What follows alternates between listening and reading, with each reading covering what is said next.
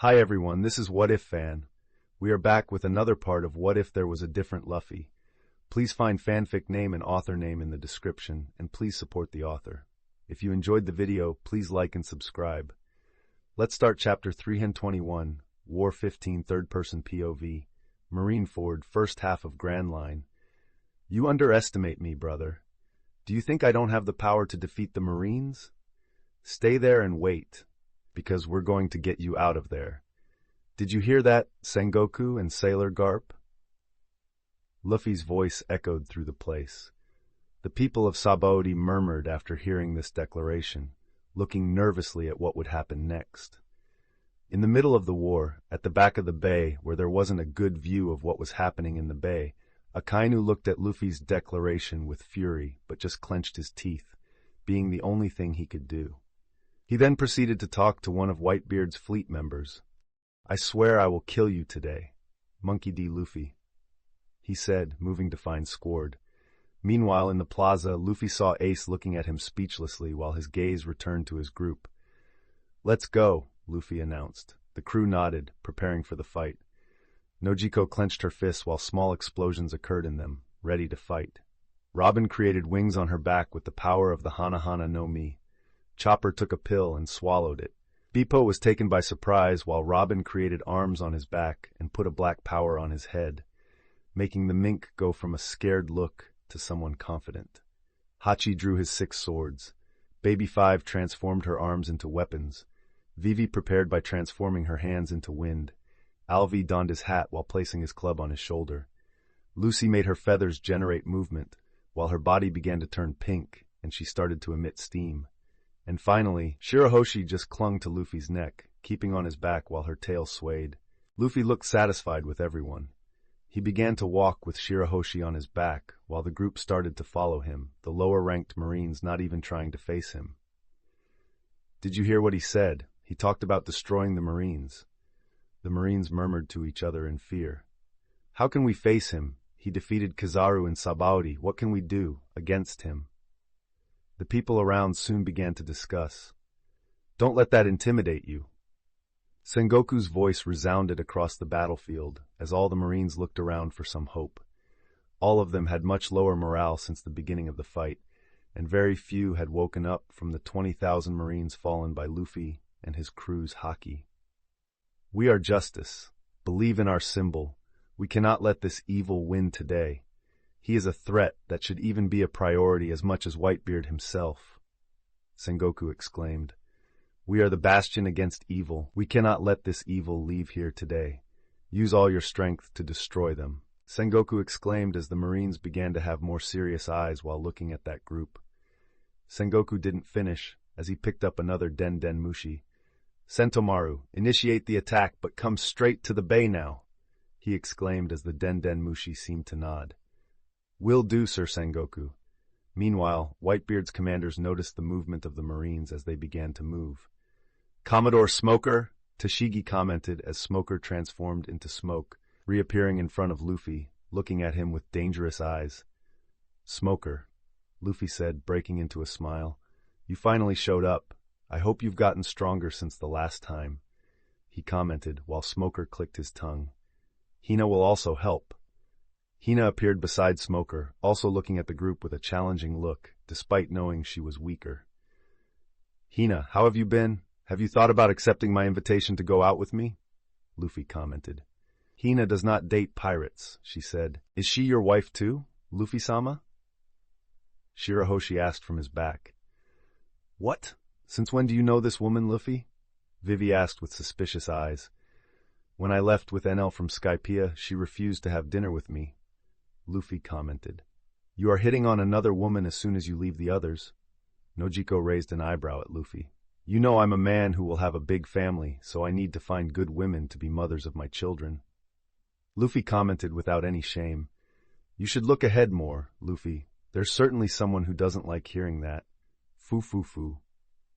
Robin commented as Luffy looked behind Hina from a distance, with Hancock's eyes full of fury as they caught fire, and she destroyed the statues she had created.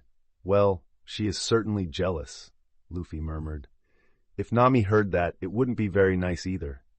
Nojiko commented while facing new giants, destroying the ice floor with their enormous weight. Luffy said nothing but internally agreed with the cat burglar's sister. Meanwhile, the Marines saw Smoker and Hina appear in front of the pirates, who stopped to talk to them, and a new spark of hope ignited in the Marines' hearts. Yes, we are the shield against evil. Commodore Smoker and Captain Hina can face the evil. Why can't we? That's right, we are justice. Kill all the pirates. Yes, let's eliminate them. The Marines quickly began to become aggressive, advancing against Whitebeard's pirates, gaining ground as they mercilessly cut them down. A pirate felt the Marine's blade strike him as he fell to the ground. Let's kill all the pirates! That Marine shouted as he ran to another. A pirate began clashing swords with a Marine as they fought, and despite the Marine's fury, he found himself losing to the pirate as he was cut down by him. Damn Marines, you can't handle Whitebeard's pirates! The pirate roared as two new shadows emerged, and before he could react, he lost his head to the attacking Marines. Kill them all! The Marines continued exclaiming as they began advancing across the battlefield, trying to reach Whitebeard. All the Marines were fervent, while Whitebeard watched them from his position, observing how the fight seemed to turn in the Marines' favor now. He felt a presence approaching him, none other than one of his foolish sons, Squard, coming towards him. Whitebeard wondered why he was here when he should be guarding the rear, but he waited for him to approach to see what he wanted. Meanwhile, Sengoku looked at the movement arising from the Marines and nodded with satisfaction, seeing that they were starting to gain ground. We're improving bit by bit, but we're still far behind. Garp commented, sitting there looking at the battle with quite depressed eyes. His grandson had called him a sailor, and it hurt him a little, but he couldn't complain much. Yes, but it's a start. I hope we can turn this battle around, Sengoku murmured. He had to be careful not to let Luffy sacrifice the Tenryubitos as he did with the first one. He had the approval to sacrifice the Tenryubitos, but he had to ensure that Luffy would be killed, so he couldn't simply continue with the plan to kill Ace prematurely. He looked up as the Tenryubitos continued fighting against those giant monsters and other users, with Kong having Kaido's daughter as his opponent. If any of them defeated the Straw Hats, it would be an opportunity to turn this battle around. His gaze returned to the two who stopped in front of Luffy, hoping that Smoker would do some favor, even though he had already done enough by boosting the Marines' morale while maintaining his stance against the enemies. I'm going too. Returning to the battlefield, Tashigi appeared beside him. Miss Hina, I won't let that damned pirate ask you out before me. Full Body also appeared, looking at Luffy with angry eyes. Queena's twin sister? Chopper exclaimed, surprised that Tashigi was identical to his friend. They are very similar, Robin also commented. Tashigi remained silent, not responding to any comments as she drew her sword to face them. As I said in Logatown, the sea is full of mysteries, Luffy said and looked at Full Body. It's good to see you. I still remember when we met in the East Blue and I threw that gigantic cannonball at your ship, Luffy commented, finding the scene still a comical memory. Enough talk. Now I will be your opponent, Straw Hat, Smoker said, and Luffy looked at him amused. Smoker frowned internally. He had trained for months, even though he didn't go to Eni's lobby during the conflict that happened there. He wanted to prove his strength after months of training. This was the moment for him to show that he was capable of demonstrating his power. All the training he had done was just for this moment. I fought harder than everyone. I was always the last to leave my repetitions in marine training. I mastered the 6 styles, and now I will face this pirate. Smoker began to murmur internally as he stared at Luffy, who was looking at him calmly. Am I still a child to you? Smoker couldn't help but think as the guy who humiliated him so much in Kokoyashi village and Alabasta was there, looking at him as if he were just a fly. I will prove it, he said to himself as he drew his weapon and pointed it at Luffy, while Hina, Tashigi, and Full Body also prepared themselves. They're going to face them. Go, Captains, Lieutenant, and Commodore! The Marines exclaimed as Smoker glanced at them and then returned his attention to Luffy, preparing to advance. But everything changed. He looked at the pirate and felt paralyzed as if the world had frozen at that moment. What is this? Smoker murmured, stunned and shocked internally, while even his weapon trembled. He looked at Luffy as if he were 1,000 meters tall, and he, a mere ant, someone who would never reach that height. I can understand and even admire your will to fight, Smoker. Luffy's voice echoed through that frozen space. But you are weak. Come to me when you are truly strong enough, but it's not your moment now. As he spoke, the place seemed to shatter, and everything returned to normal with the sounds of war around them. But before Smoker could react, an explosion of haki emanated from Luffy again, blasting in all directions. In the next moment, Marines and pirates were caught in the vortex, but the Marines began to be affected again, falling to the ground once more. Luffy saw not only Smoker, but also the other three paralyzed, and he started to walk, while the battlefield was once again bathed in his haki, passing by Smoker and the others as if they were simple soldiers. His companions followed him as he continued to approach the plaza, releasing his haki. As Sengoku saw the Marines' morale drop once again because of this, he clenched his teeth. Kobe looked at Luffy from a distance with a lost gaze. He was just an ant to Luffy, but he still remembered his words on that boat sailing to Shelltown. Luffy did not laugh at his dream. He said that Kobe had to be the first person to believe in it, and that's what mattered in the end. Kobe felt a flame ignite within him. He had to prove he was powerful enough to face Luffy as well, so he started to run. Kobe! Helmeppo shouted to his companion, running on the battlefield. Chapter 322, War 16, Third-Person POV, Marineford, First Half of Grand Line. Zoro continued exchanging blows with Mihawk across the battlefield, while new explosions erupted all around and nobody dared to intervene in their one-on-one fight. The sound of swords was heard and even overshadowed other sounds of the war. Meanwhile, Nami continued moving across the battlefield in her colossal form, launching attacks trying to clear the field for Luffy and the others who kept moving forward. "Target that monster!" the sailor in the cannon cabins exclaimed as they launched cannonballs at Garuda's body, but Nami seemed unfazed as she continued to march across the battlefield after landing back on the ground. In the sky, Yamato, transformed into her hybrid form, launched upwards as black and purple lightning surged towards Kong. "This?" Kong was surprised by this, recognizing Kaido's move, seeing it live. "Thunder of the 8 trigrams." Yamato yelled as Kong was caught by the strike and sent crashing to the ground, even darkening the day for a moment. Boom! An explosion occurred on the ground, while large blocks of ice rose up, and Kong emerged shortly after, now in a different form, in his hybrid form of the Monkey King, his face bleeding a bit, but he seemed fine. He spun his staff and charged at Yamato.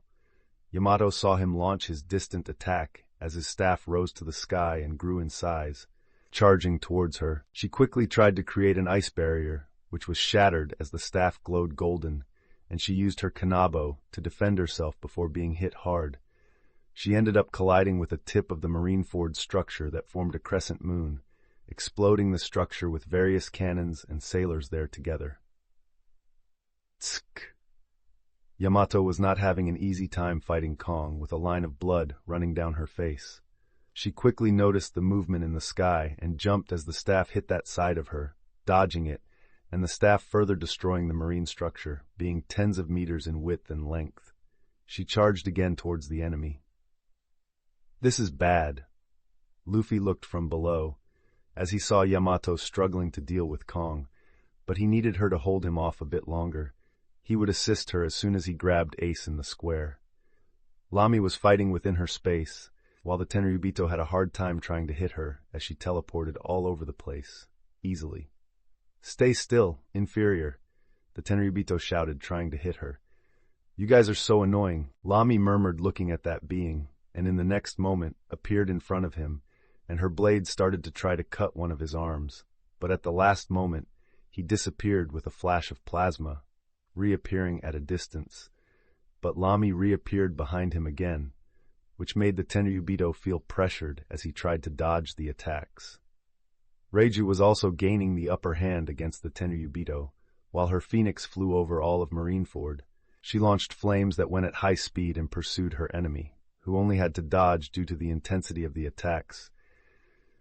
Ended up quite frustrated, but could do nothing but flee, while his clothes were already a bit burned, even using haki to protect himself. Kuina was in a fight with the Tenryubito too, constantly launching ice blocks while the enemy launched air slashes, and she easily created an ice shield. It seemed a more balanced fight.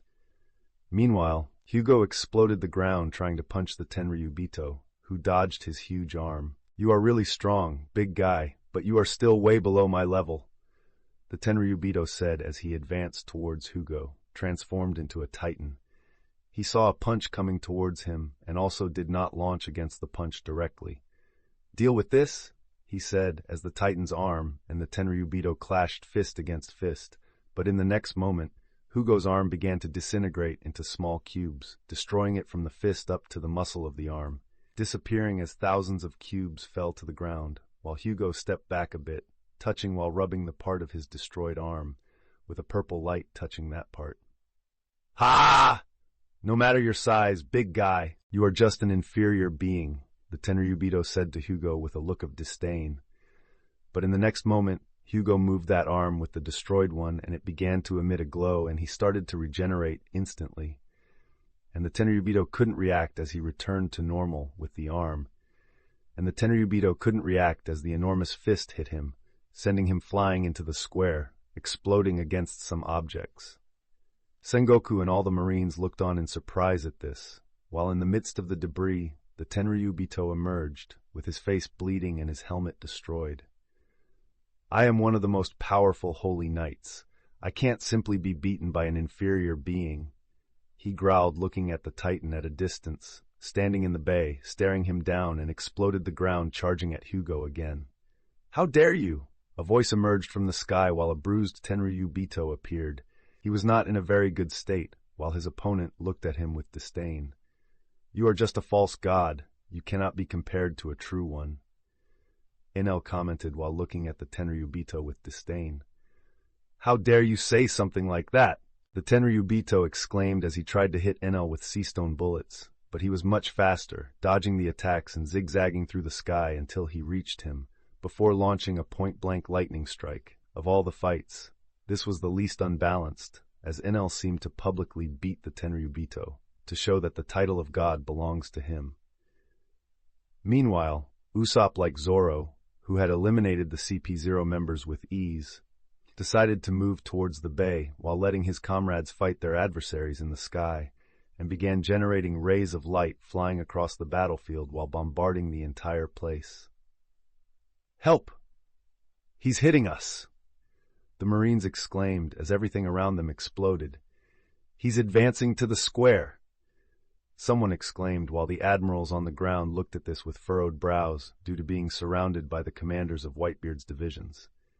However, Usopp felt a danger with his observation haki and quickly dodged as a ray of light advanced against him, with Kuma attacking him. Usopp looked at this and unfolded his wings, launching a direct attack on the Shichibukai, unaware of how a certain pink-haired girl was biting her clothes in frustration and cursing Usopp with all possible curses while watching the rays hit her father. However, in the last moment, Kuma raised both hands and made all the attacks hit his paw, before being launched back at Usopp, who had to transform into his hybrid form to dodge the attacks more easily. He landed on the ground shortly after, standing face to face against Kuma while pulling out his pistols. "Luffy told me not to kill him, but I still have to get him out of the way," Usopp commented, not showing as much fear as before when he arrived at this war. After all, he knew he had to be brave, and being the Straw Hat crew member closest to the square at that moment. Doflamingo saw this nearby while looking at Usopp with a grim look. It was time for him to take revenge on this crew, and he would start with that long-nosed one, while he began moving towards Usopp. But a huge shadow appeared above him, as a fist connected to the ground and filled with haki tried to smash him, and he dodged easily, seeing the place where he was, being totally destroyed. His gaze fell on the arm and it had grown from the ground, while at a distance, Robin crossed her arms with a dangerous look. "Be careful with him, Robin. He can cut limbs as he did with that giant fallen in front of the square. So I wouldn't recommend using your power," Luffy warned. He knew that Robin's power had a disadvantage against Doflamingo. Robin nodded and made her fist disappear, while accompanying Luffy continuing to advance. Luffy analyzed the situation. There were still admirals and shichibukais to face them. Most of the vice-admirals were dealing with the fleet at the back of the war. Suddenly, while he was still thinking about who to put to fight whom, a glow emerged, as Kizaru appeared a few meters above Luffy and launched an attack. While the flashes of light targeted the Straw Hats, a blue phoenix appeared, while Marco absorbed all of Kizaru's attacks in the next moment. The 1st Division commander protected the Straw Hats, the Marines exclaimed as Marco finished parrying all the attacks. Kizaru clicked his tongue, but then quickly turned to the side as Luffy appeared, with his speed even greater than when they fought in Sabaody. Kizaru felt a punch the next moment without being able to react as he was forcefully launched backward, exploding against the ice ground, with Luffy stepping beside Marco. Incredible. Marco couldn't help but murmur as he returned to human form, looking at the ground exploding with Kizaru. That attack was infused with haki, so it was certain that he had injured the Marine Admiral. "So you are Marco, the Phoenix," Luffy looked at him the next moment. "Yes, and you are Monkey D. Luffy, Ace's brother and the one who has provoked us several times," Marco murmured, analyzing Luffy. "So I'm more known to you than I imagined, but I hope you didn't take it to heart. After all, many months ago I captured Jinbei. Now he belongs to my crew," Luffy said proudly as Marco raised an eyebrow and looked towards Jinbei approaching them. "Is that true, Jinbei?" Marco asked, stunned, while the Straw Hats also stopped. "Yes, I made a deal with the Straw Hat and intend to fulfill it." Jinbei spoke in a neutral tone.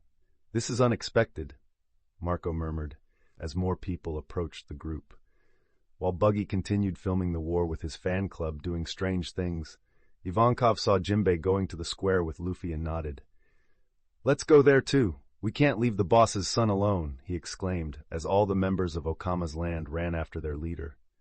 "What shall we do?" Mr. One saw this and asked his boss. "Tsk, we have no choice," Crocodile murmured as he faced 2 choices. To confront Whitebeard, but he knew that would be very difficult, and his gaze fell on Moby Dick. But the next moment his eyes widened, since Squard was at that moment striking Whitebeard's chest, catching him by surprise with a neutral look, while the entire battlefield saw this too, shocking almost everyone. "So he did it," Luffy murmured next to a frozen Marco, seeing his father being struck by his own brother. Luffy might have contacted Whitebeard, but he would become so violent about it and wouldn't believe Luffy's words, so he remained silent and let him handle it himself. Chapter 323, War 17, Third-Person POV, Marineford, first half of Grand Line. Whitebeard spat blood as Squard drove his sword into his chest. "Pops!" Marco exclaimed next to Luffy, immediately moving toward Whitebeard. Marco, Jozu, Vista, Blenheim, Rakuyo, Namur, Blamenko, Kuridu, Haruda, Atmos, Speedjiru, Fossa, Aizo, and the rest of Whitebeard's crew members exclaimed at the same time. "A betrayal?" Nojiko asked. "He hurt Mr. Whitebeard." Shirahoshi murmured as the rest of Marineford looked on confused, not understanding why Whitebeard was being struck like this. "It seems your plan worked." Sengoku nodded, satisfied with the Admiral's action in trying to undermine the enemy allies. "Akainu managed to convince a puppet," Luffy commented, looking at the scene, talking to his companions. "Anyway, things are going to start shaking up here, so let's keep moving." Luffy gave the order, and they began to walk amidst everyone frozen. After all, he knew Whitebeard would handle it. "Nojiko and Vivi, deal with Doflamingo," Luffy said. "Jinbei and Alvida, you can easily defeat Moria. Lastly, Chopper, help Usopp." Luffy ordered, and everyone nodded. "The rest handle the marine officers who try to stop our way." He spoke, and immediately a group of Geppo users kicked the air, summoning, for them, and Hachi was quick to launch his swords with it. He launched the same attack he had learned to do with swords, and dozens of them collided with those of the Commodores. Luffy didn't even need to stop as he continued on the path. Even the Commodores were surprised after their attacks were nullified, with Nami emerging and striking them as they fell to the ground defeated. "Choo-choo, I want you to help Nami," Luffy said, and his dog barked, confirming while running to Nami's feet. "Robin, stay alert. I need you to use your power on Ace as soon as we get the key. Understand?" He spoke, while the woman continued to accompany him along with the others. They were already approaching the square when Doflamingo decided to attack the group, but Baby 5 began shooting at the Shichibukai. Tsk! Doflamingo started dodging and looked with a furrowed brow at the woman who did not return to Dressrosa, which frustrated him. "Are you really going to betray me, Baby 5? Doflamingo exclaimed. Baby 5, smoking a cigar while her hands were guns. "I don't see him as my master after all. My new master is much cooler." Baby 5 spoke and pointed one of her guns at Luffy's head. "Now die!" she exclaimed, firing a shot, and Luffy exploded while people who didn't know about it were shocked by Luffy exploding. "She attacked him?" Lucy shouted with a grimace. "This is common." Robin commented at the side. This is interesting." Luffy's voice emerged from the smoke as he was enjoying it well, but looking ahead as if he had something fixed. It was the system, while he received a message from it, that Baby 5 was officially a schemer of the crew. "This is very good," Luffy commented, and Doflamingo felt someone coming at him at full speed after an explosion. Nojiko appeared in front of him at high speed after blasting the ground below her, and she swapped places with Doflamingo, putting her only arm in front of her. While he felt an explosion coming the next moment, and he immediately flew backwards, cracking the ice below him, alongside Nojiko. Vivi reappeared invoking hurricanes, blowing up even more the ground where Doflamingo arrived. Usopp started a fight with Kuma nearby. As explosions echoed across the battlefield, the Straw Hat sniper continued dodging paw pad attacks, while striking with rays of light shots, while flapping his wings, and Kuma moved at high speed, disappearing and reappearing in that field, being blasted with Usopp's attacks. Chopper transformed into a reindeer, leaving Luffy's group while running to help his friend, and as soon as he got close, his form began to change, growing and growing, while forming another shadow on the battlefield. "What is this? Another monster has emerged!"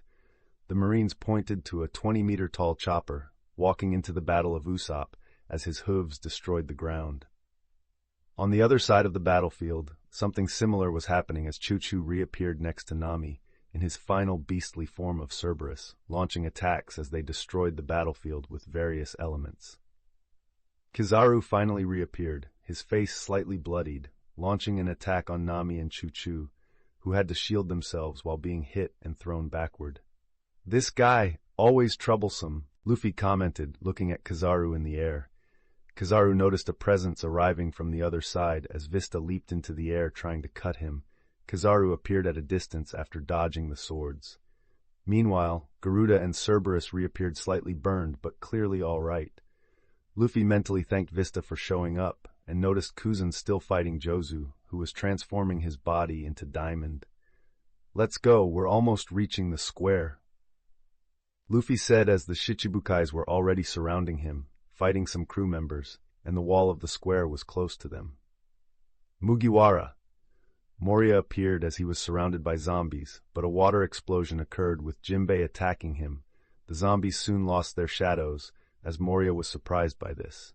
But someone slid on the ice suddenly, and Moria took a hit with Alvida's mace, coated in a thin layer of armament haki, and he was sent flying away. Monkey D. Luffy is approaching the square's wall. The Marines were frightened while the pirates raised their weapons. "That's it, Ace's brother! Storm the square!" they exclaimed as Luffy led the charge at that moment, with the Shichibukais occupied, except for one. "Look, someone is in the pirates' path." A Marine pointed as there was a woman standing in the middle of the way. "Yes, the pirate empress, Boa Hancock. She can stop Luffy. After all, no man can resist her charms." This made everyone immediately agree that Luffy would now be defeated. "Go, Boa Hancock! Defeat the pirates!" The Marines began to shout, while the pirates frowned now. After all, who could deal with this woman? "Straw Hat!" Luffy, who was walking toward Hancock, heard a voice he hadn't heard in months, and looked toward Kobe, stopping a few meters away, while even with a clearly fearful face, he still had determined eyes. "Kobe, it's been a while since I've seen you," Luffy commented, but he had no time to lose. "I can see your determination, but sorry, I can't deal with you right now. Can someone take care of him?" Luffy asked the people who continued following him, and Lucy stepped forward. "I'll fight him," Lucy declared with determination, while Kobe frowned at Garp's granddaughter. "Lucy," he murmured, looking at the girl who was still wearing the Marine uniform, but was no longer fighting for them. "I will be your opponent, Kobe," Lucy said. Though a bit sad to face her old companions as enemies, she was still determined to save Ace for that reason. Meanwhile, Luffy continued his path to Hancock calmly, while everyone looked at them a bit surprised. After all, Luffy got so close that he was just a few inches from Hancock while she let him approach. "He's going to turn into stone, isn't he?" the Marines exclaimed. "They are acting strange," Sengoku commented, watching their calm approach. "This—" Garp, who was still upset by what was happening after shifting his gaze from Lucy and Kobe to see Luffy and Hancock looking at each other, noticed something strange for the first time, as he could now feel with his haki that she was pregnant and how Luffy was staring at her. It made sense, and now he understood who was the mother of his great-grandchildren. He felt happy internally, but stayed silent about it, trying not to show any emotion. Meanwhile, between Luffy and Hancock, someone made the first move, and it was the woman, who suddenly jumped like a woman in love at Luffy and kissed him right there. "What?" A collective scream erupted on the battlefield among both Marines and pirates, unable to believe what they were seeing. "He grabbed her and kissed her?" They exclaimed in disbelief that it was Hancock who took the initiative for that. "He really is unbeatable," someone shouted. "Even the most beautiful woman in the world can do nothing against Monkey D. Luffy. How can we in the Navy stand against him?" A Marine spoke, disheartened. Meanwhile, Hancock parted her lips from Luffy's, who smiled close to her face. "My love," Hancock commented. "It's good to see you well," he responded, touching her waist. "Can we be together now?" she asked as he shook his head. "We can't be seen together yet, my wife. So wait a little longer," Luffy said, knowing that this relationship between them could be dangerous. "All right, I will wait a bit more, but know that this Empress might die of love soon," she commented, and Luffy smiled. Hancock didn't stop there, as she pulled a key from her bosom, and Luffy raised an eyebrow at this. "I got the key to your brother's chains, so keep it," she requested, and Luffy nodded. Now Luffy just had to remove Sengoku and Garp from the platform and throw the key there. Robin would do the rest. "That's great," Luffy said as he kissed Hancock, while the people around wondered how he could do such a thing with the untouchable Empress. However, they couldn't ponder for long, because suddenly everything shook as the stability of the place began to change. Luffy held Hancock close and looked back at his companions, while Whitebeard now wielded the full power of his Gura Gura no Mi, causing Marineford and the sea to destabilize with his fruit. Hugo, fighting against the Tenryubito, was a bit destabilized, while Chopper and Chochu, unable to fly, had to opt for Geppo. Nami flew with her wings. Many battles continued even in a hostile environment, still internally shocked by the power of the world's strongest man. "Even if the world is being destroyed, I feel so safe in your arms," Hancock commented, one of those lines that even made Luffy cringe, but that was just the way she was. "Hey, this is dangerous." Hachi anchored his swords into the ground to hold himself steady, while Robin used her fruit to secure herself, and Beppo simply used Geppo, and Baby 5 created a claw. "Lord Whitebeard-sama is furious," Shirahoshi spoke up, and Luffy had almost forgotten her, with her face blushing after witnessing all the scenes with Luffy and Hancock so closely. Chapter 324, War 18, Third-Person POV, Marineford, First Half of Grand Line. The sea shifted as Whitebeard activated his power, reshaping the entire environment. Luffy was calmly pinned to the ground, but that couldn't be said for some of his companions, or even the Marines falling into holes created as the ground cracked, or pirates trying to protect themselves from the fury of their captain. This continued for a while until everything began to stabilize. As Sengoku was crouched on the execution platform, he stood up. "Destroy Whitebeard!" Sengoku shouted as everyone prepared to attack Whitebeard like ants, but he grabbed his weapon that he had stuck in the ground before facing the giant vice-admiral. He moved his weapon quickly and launched a blow toward the square, advancing through the battlefield and destroying the ice in his path. Luffy saw Akainu appear at this moment as he raised his hand with haki, making Whitebeard's attack stop because of him. So he finally decided to show up.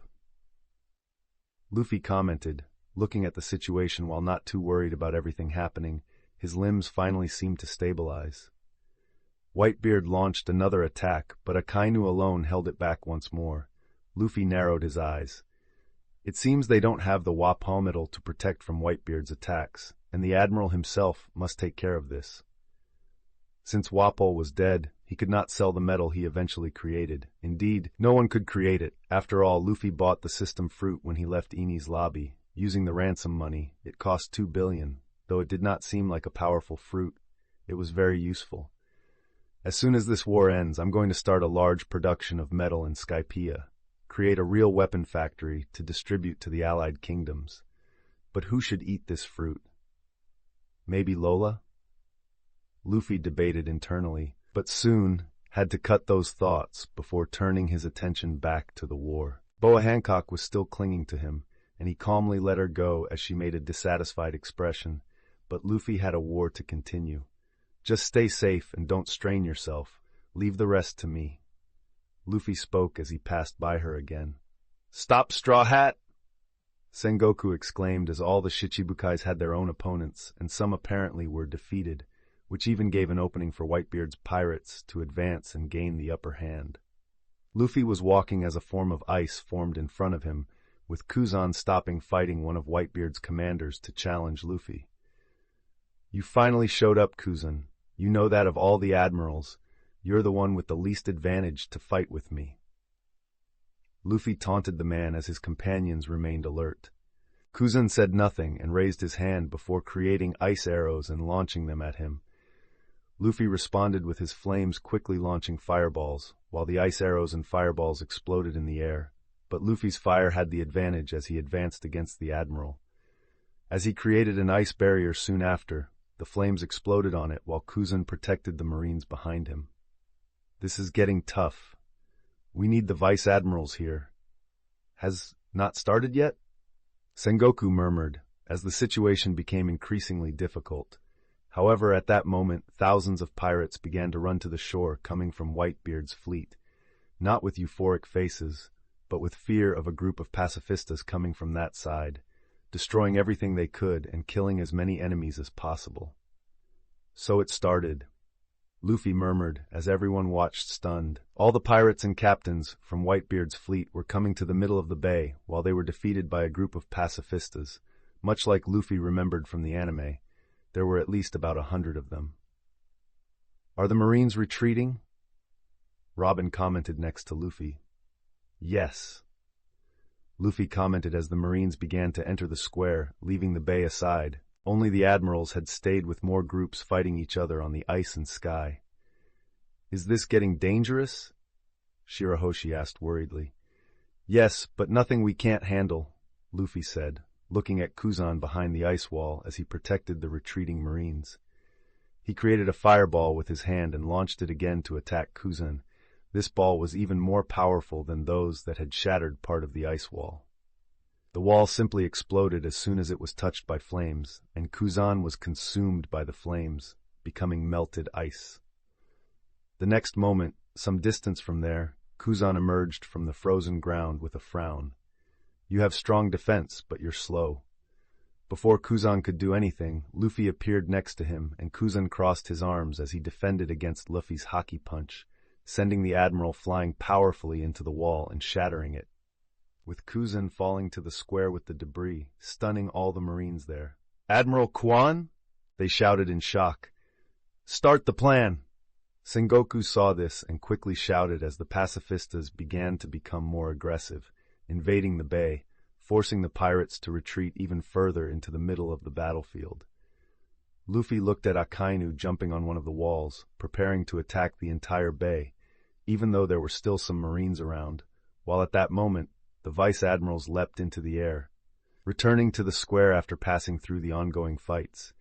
Everyone retreat immediately! Sengoku yelled as even Kizaru began to leave his fight, and Kuma, Doflamingo, and Moria, fighting against the Straw Hats, also began to retreat.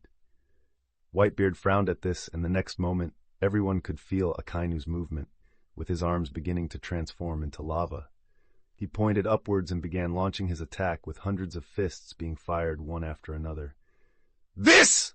The pirates were immediately stunned by the attack flying into the sky, before it began to descend into the middle of the bay, while the fights in the sky had to stop fighting each other to dodge the attacks. "Hey, you damn inferior!" The Tenryubito could not help but exclaim angrily at Akainu, almost attacking them. He did not hear this. "It's coming for us!" The pirates were in a very difficult situation. "I will help," Luffy spoke as he removed something from his back. "Shirahoshi, I need you to use your powers after I make my move," Luffy said as he took the trident from his pocket and handed it to the girl. "Yes? Shirahoshi was surprised as her body began to grow at that moment as Luffy set her to normal size. "Beppo, I want you to help me with this too." Luffy spoke, approaching Beppo and Hachi, as Shirahoshi emerged with her size of nearly 20 meters, but not attracting much attention due to everyone looking up at the sky. Luffy cast his Moa Moa no Mi on Beppo and Hachi, with them also growing to 20 meters. He could increase their size up to 10 times. Luffy still had a limitation on the number of people he could do this to. After all, he would put his crew of giant people even without their transformations. Both grew, shattering the ground. Beppo knew very well what to do, as he focused on the ground. Luffy did not stop there. After all, he had to at least lessen the impact of Akainu's attack, as he began to explode in a pillar of fire away from his companions, and his transformation into an Ifrit, as he opened his mouth with a roar and accumulated flames there. Things happened so fast that no one could react when all this happened, and Luffy simply launched his accumulated flames from his mouth, and they spread rapidly in hundreds of flames flying against Akainu's fists. Sengoku, Garp, Ace, the admirals, vice-admirals, marines, and all of Whitebeard's forces saw the flames collide with the lava fists, which quickly exploded against each other. But that was not enough, as they were not extinguished, just slowed down as they fell to the ground. But that was just the beginning, because suddenly the ground of the bay began to have something similar to the power of the Gura Gura no Mi, with it cracking, and the next moment flying into the sky with several immense rocks, with the power of the Fua Fua no Mi. "Ah, we have to get out of here!" Everywhere, pirates exclaimed, running to get off those rocks flying into the sky, with the terrain becoming filled with various holes. The ice blocks soared into the sky and cried out with the flames, rocks, and lava, catching fire quickly, but not to the point of descending to the center of the bay, as they were suspended in the air. Luffy looked on satisfied, as he returned to his human form, falling to the ground beside the giants and Robin. Even so, flames began to fall across the bay, with Beppo unable to catch them all, but with a much lesser impact if the Straw Hats hadn't acted. Shirahoshi saw this and flicked her tail before rising into the air, with everyone paying attention to the giant mermaid for the first time. The entire world watched as she swung her trident and began to create water in the air all along the edge, while the place was enveloped in a vortex of a water curtain, extinguishing all the flames in the area, while the sky was still enveloped by blocks of ice melting with the flames. Did she extinguish all the flames? The pirates looked up at the mermaid in the air with admiration. "Have we failed?" Sengoku growled, but his confused gaze went upward. After all, that giant mermaid shouldn't be able to extinguish the hundreds of blocks of flames in the sky, until a bad thought came with it. "You're turning the Navy's strategy against itself," Robin commented, looking at Luffy with admiration. "You can say that again?" Luffy commented, smiling, as he saw a giant Beppo flying in the sky. Everyone in Marineford saw him stand in front of those blocks of flames, before he pointed towards the bay, and all the Navy members widened their eyes as they saw all that attack beginning to fly towards them. "May the gods save us," Sengoku murmured, as he saw all those small flaming rock and lava meteorites flying towards them. Luffy was being ruthless with this. Many people would die at this moment. But he could not mourn for soldiers that his grandfather was a part of. He turned to the other giant. "Hachi, get ready to create holes in the walls. We're finally going to enter the square." Luffy spoke as they were the closest people to the place while there was no one else to stop them. Chapter 325, War 19, Third-Person POV. Marineford, first half of Grand Line. Then he first reduced the flames with the power of his beast, His companion created melting blocks while around flames and cleared the entire bay of flames to have the fewest possible victims. Are they now launching the blocks around flames to the Navy Bay? Rayleigh commented from his tree. Watching the war on the only possible transmission, people scattered below him were looking at all that stunned, seeing the Navy receive the counterattack of the attack they sent to the bay. Both common people, reporters, and pirates among them, the worst generation, couldn't help but look at the scene in front of them with some mixture of admiration and fear. Meanwhile, in the middle of the chaos, all the Navy members who could do something with the burning ice flying towards them quickly started to act, while the sailors exclaimed at it. Even from a distance, Lucy looked at that dazed, while Akobe lay defeated on the ground. She couldn't help but look at it with her eyes closed. Even Sengoku and Garp also acted, with the fleet admiral transforming into Buddha and Garp flying in the air beginning to punch the flames. The pirates looked at it wordlessly. At one moment they were cornered, and the next they saw the Navy being cornered. Incredible. The Straw Hats did something like this. The pirates murmured, looking at the scene. That's the power of Shiki. Whitebeard looked surprised at Beppo flying in the sky. This has given us a great advantage. Let's go forward. Follow Ace's brother. Marco immediately shouted for them to run. After all, the pacifistas didn't stop attacking them from the rear as they advanced. Explosions began to occur as soon as the flaming debris began to make contact with the square. The admirals began to use their powers, with Kuzan creating large ice walls that encircled a large part of the square to protect the sailors, who were all scared behind him, unable to do anything but face their death with that attack. Kizaru launched hundreds of light arrows crossing his arms in the air that advanced against the attack. Akainu also launched various lava fists to stop what his previous attack had become. Garp quickly began to punch everything in front of him, and Sengoku, in his golden Buddha form, began to launch shock explosions as well, while Ace could only stand looking at all that heat covering the square with the sailors trying to protect themselves. Much of Beppo's attack was quickly destroyed, while even the vice-admirals did their part, destroying districts here and there as they could.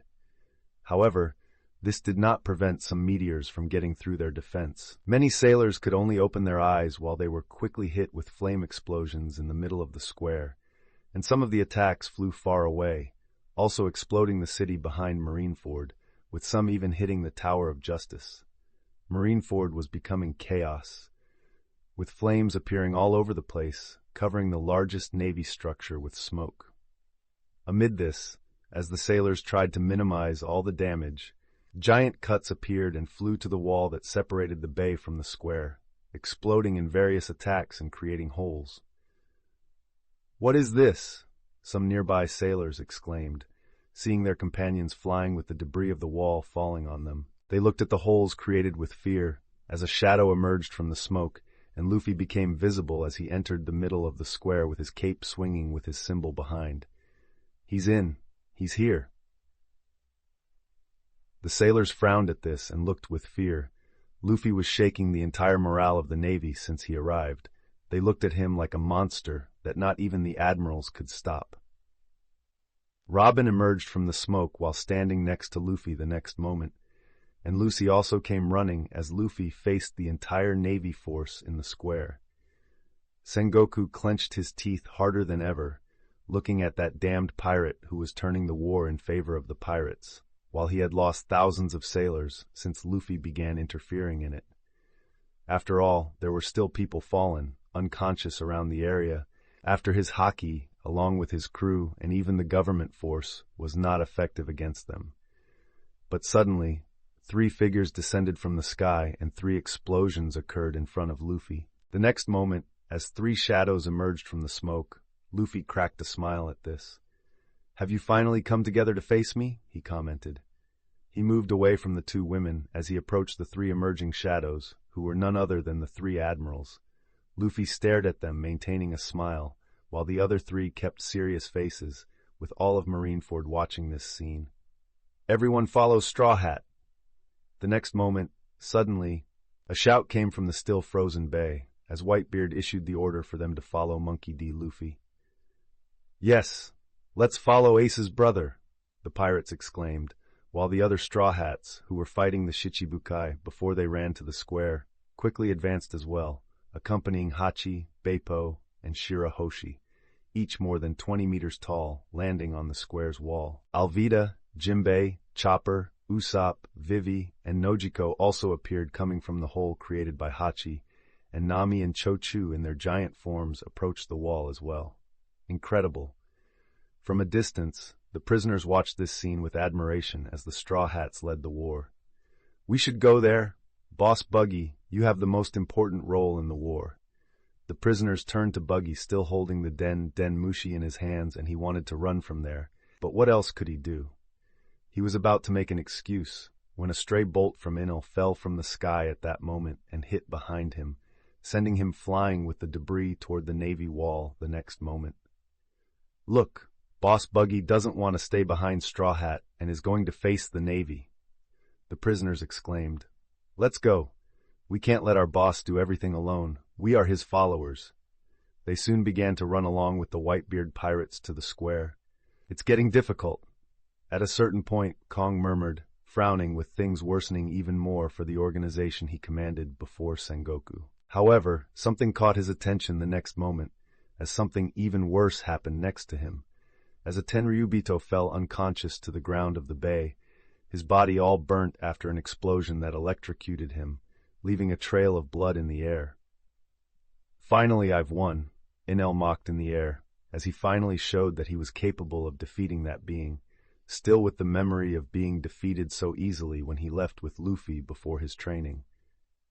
When he met one of them, Kong could not frown anymore while, in front of him, Yamato appeared, still a bit hurt, but standing firm against Kong's hybrid form. Other fights also did not seem to be in favor of the government group, as the Tenryubito began to feel the pressure and growl at it, seeing another one of their companions being defeated. Back in the square, Luffy still faced the three admirals head-on, and then his feet exploded the ground. Advancing against the three admirals, Kizaru created a sword of light, Aokiji a sword of ice, and Akainu transformed his arm into a huge fist of lava. Luffy advanced, drawing a sword from his waist, with all three admirals striking him. Luffy blocked the three attacks with his sword, with a shock of haki coming from this encounter. The whole place felt the attack the moment they clashed, with all of Marineford trembling at this moment.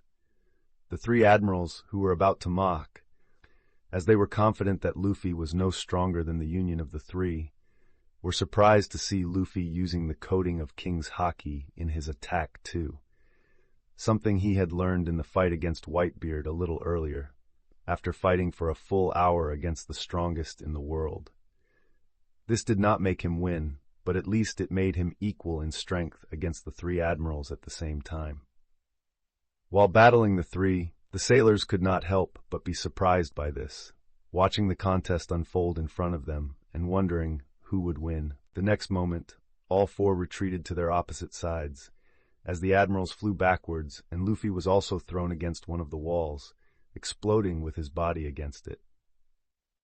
"Attack the pirates!" the sailors quickly exclaimed, seeing Robin and Lucy in front of everyone else, with the latter being a traitor to the Navy.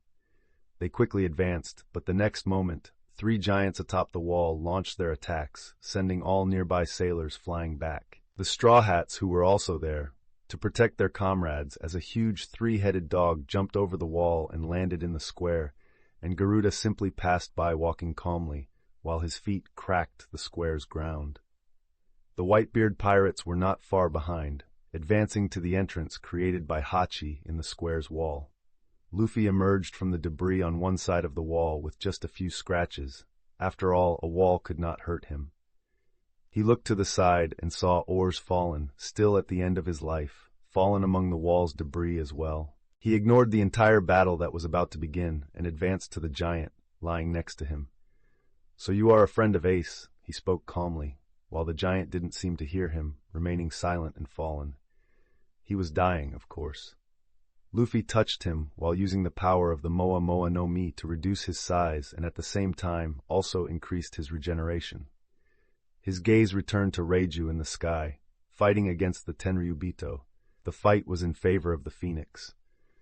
He would have to wait a bit longer before fully healing ores, but at least it would keep him alive until then. Then he ended up storing the giant, who now had the size of a fist, with him. "Hang in there a little longer, big guy," Luffy commented and returned to Marineford, while all the sailors stared at his crew and prepared to attack them. Sengoku, returning to his human form, could not be more furious, wondering how things were ending up like this. The Navy was increasingly at a disadvantage. The Tenryubito and the Navy team were losing, and there was nothing that could improve their situation. The admirals returned to the scene, coming out of the wreckage they had created with their bodies. But after what he saw, they did not seem to be something efficient to stop Monkey D. Luffy. Meanwhile, in the sky, thousands of kilometers from there, an old man with white hair was advancing at full speed towards Marineford. However, further from him still, another man with black hair advanced through the sky as well, bringing a storm. And even further from there, bringing another storm, a huge blue lizard crawled through the sky as well. All these three had common objectives, which was Marineford, while no one at that location knew of the even greater chaos that the place would become in the coming hours. Chapter 326, War 20, Third-Person POV, Marineford, First Half of Grand Line. Enel was not the only one to defeat a Tenryubito. Shortly after, Reiju unleashed hundreds of fire flashes at full power, stunning the sacred knight as he was thrown back, flying forcefully to the ground and exploding upon impact. Reiju flapped her wings, emitting a victorious roar into the air. A lightning bolt shot from the other side of the sky, moving towards one side of the half-moon-shaped square as it passed through the space Lami was in, fighting a Tenryubito with plasma powers at that moment. However, he ignored the fight, with no one interfering in each other's battles, quickly advancing to the area, and Reiju did the same from the other end of the crescent. As they passed by each side, they unleashed powers like a bombardment the next moment. Every place between the two ends exploded with elements of fire and lightning the next moment, with the Marines there, running and screaming before they too were hit by the attacks, as Enel and Reiju approached the square, along with the Whitebeard pirates. "We are being destroyed like this?" Garp commented grimly, seeing all that the Navy was suffering from his grandson's crew. "Stop them before they reach the square," Sengoku shouted, almost putting some desperation into his voice. "Incredible," Marco commented, seeing the ground of elements on both sides along with his companions. "Hey, there's a fallen Tenryubito!" A pirate captain looked at the unconscious Tenryubito with part of his body burned after being defeated by Reiju. "There's another here!" Another one even more injured, in a state that he should be dying after being hit by Enel, lying on the other side. "We should take one of them. After all, we can use it to trade for Ace. Get the sea stone handcuffs," one of the pirates exclaimed. "And what do we do with the other one?" "Hey! What are you doing?" he asked more when he saw Squard approaching that Tenryubito. With a face of anger and tears, he moved his blade. "We'll only use one. We'll get rid of the other," Squard said with a broken heart after what he had done to Whitebeard. He at least wanted to take revenge on the Navy and found a good way. The next moment, Squard cut off the head of a Tenryubito in front of everyone, looking stunned. "Did he really do that?" "This is for deceiving me, Navy," Squard shouted while pointing his weapon towards Marineford. "Did he kill a Tenryubito too?" Reporters, common people, and pirates looked at this scene stunned. So, killing Tenryubitos is common nowadays? They wondered while the elders were so furious that the power castle trembled in Marigeos. They expected this from Monkey D. Luffy, but now anyone was killing Tenryubitos, losing all privilege in the world. "Did he do that?" Akainu exclaimed with so much anger, not knowing that he himself caused this, since Squard would never have done this if he had not been overwhelmed by anger and sorrow, risking everything to take revenge on the Navy. Enel and Reiju approached the square and 4 vice-admirals divided into 2 to face each of them as they began attacking them. Luffy watched this and nodded his head before turning his attention to the front of the Navy. "Straw Hats, let's move forward," Luffy exclaimed. "Me too." Ivankov appeared, doing a somersault past the 5 giants and landing strangely.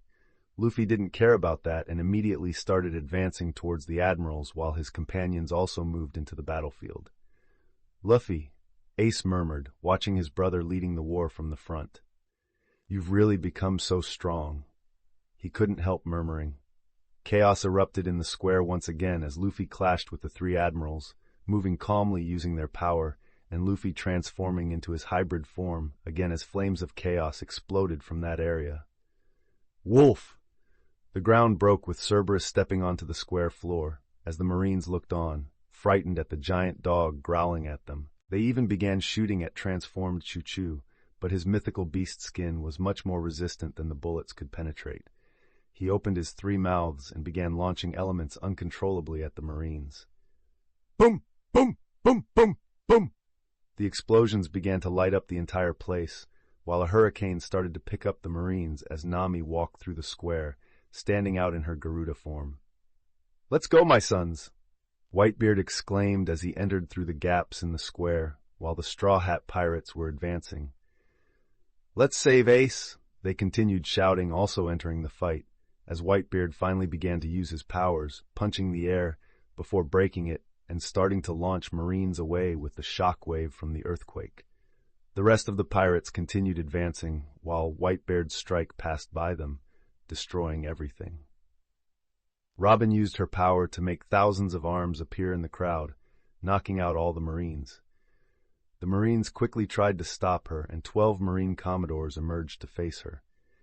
Lucy also went to help her, fighting against the Marine officers. Hachi was walking with his 6 giant swords when he encountered Smoker, Hina, Tashigi, and Fullbody, and had to stop advancing to face them.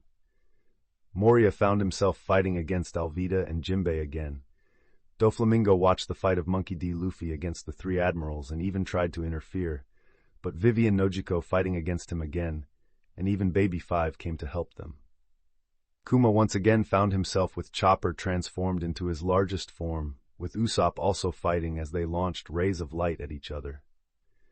Bippo was about to advance to help his companions, but suddenly 10 figures appeared, being members of CP, hidden to launch an attack on the main target of this war, which caught Bippo by surprise with no one noticing them. But Jozu, Vista, and other Whitebeard commanders acted quickly and countered the assassination attempt on Beppo. "We will protect Ace's brother's companions," they exclaimed. After all, they were allies at this moment, while the CP members couldn't react much against all those commanders, with some being crushed by the debris that Bippo threw at them at that moment, entering the fight as well. Marineford had lost all the brilliance it had at the beginning of this execution. The place was filled with fights everywhere, while the Marine fortress was with flames and smoke among the debris, with the Marines losing all their morale. Helmeppo was running with a body in his arms, while carrying Kobe past the Whitebeard pirates entering the square avoiding their attacks and went to a safe place to take his friend defeated by Lucy. "I'm going to have to help, Sengoku. We're losing this war easily," Garp commented, looking at the destruction all over the place. A large part of Marineford turned into debris. All the cannons alongside the bay like its structure were destroyed by Enel and Reiju. "No, we must hold on to the limit. Our only hope is that Kong wins his fight and can help us." He spoke looking at the giant titan fighting in the middle of the frozen bay against that Tenryubito, one of the 7 members of the most powerful sacred knights, and above him, between the fight of Kuina and her opponent, Lami and her opponent still, Kong and Yamato were clashing against each other. "It seems you're right. I'm needed here." Garp suddenly spoke, raising his gaze as ice spikes fell from the sky, with the power of Shiva, hitting rapidly against the square with some attacks missing after launching at her opponent. The same could even have avoided this, but that Tenryubito didn't care about the lives of the Marines and those he thought to be lesser beings than them. Garp quickly jumped in the air and began punching some huge ice spikes flying towards them, while others fell all over the battlefield, catching Marines and even some pirates. In the midst of this chaos, blue flames began to appear, while everyone looked at a flaming bird flying through the debris and chaos, advancing to the platform as soon as it found an opening. "Commander Marco!" the pirates exclaimed, seeing Marco approaching. But this didn't last long as Garp appeared in front of him and punched him, sending him directly to the ground, while he was blown up with Marco getting hurt. Garp sat in the Admiral's chair and crossed his arms, realizing he still needed to stay there, while his gaze fell on his grandson fighting against the three admirals simultaneously. "You damn kid, so much power in such little time. You should have become the most powerful sailor, and you." His gaze shifted to Lucy fighting alongside Robin against a group of Commodores using the 6 styles, and her using her rubber powers. "You two chose another path.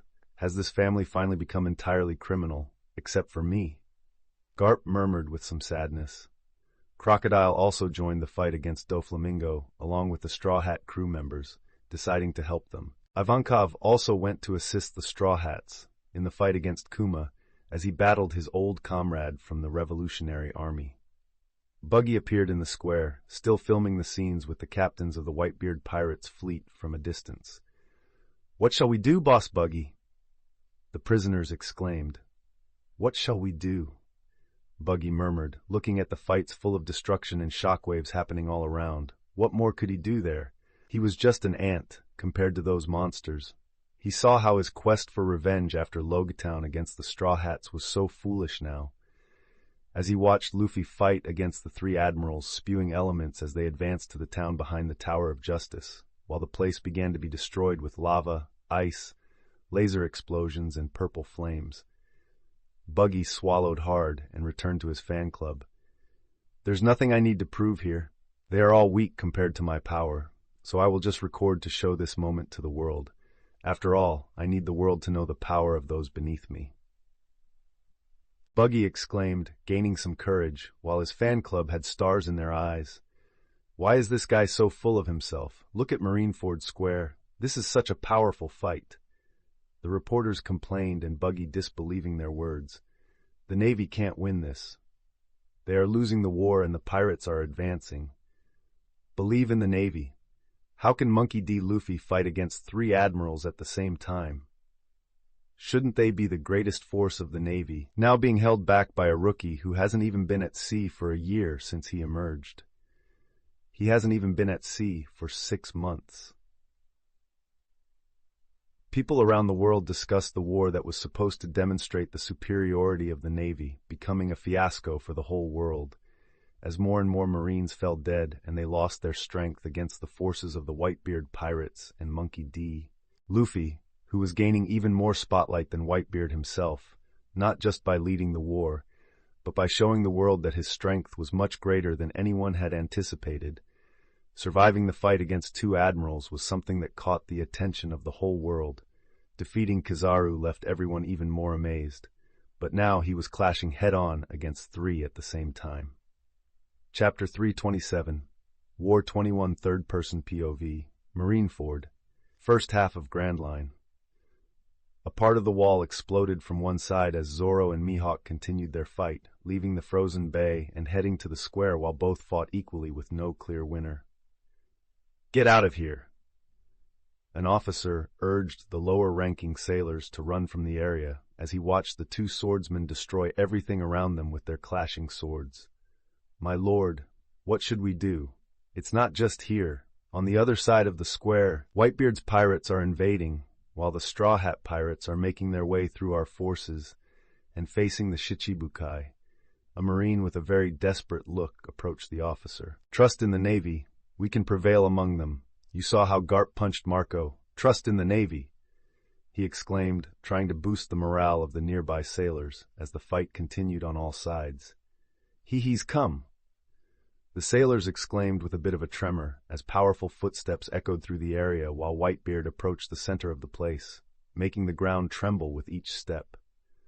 Whitebeard assessed the situation, while many of his commanders were assisting the giant polar bear, fighting against a government group he recognized as CP.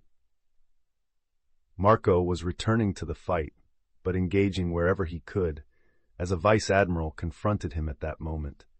His thousands of pirates were also advancing against the Navy like the Straw Hats, so he decided to join the fight and advanced to the battlefield in the middle of the square, starting to push the Marines back with the advance of the world's strongest man. Moments later, the place began to tremble with his shockwaves. Meanwhile, a fight occurred outside the square, as entire houses and buildings exploded with their blows. Luffy was punching against Akainu's fist of lava, while the area around was destroyed by the clash of haki. And at that moment, Kuzan and Kizaru appeared at the same time, striking him, and he flew off the next moment.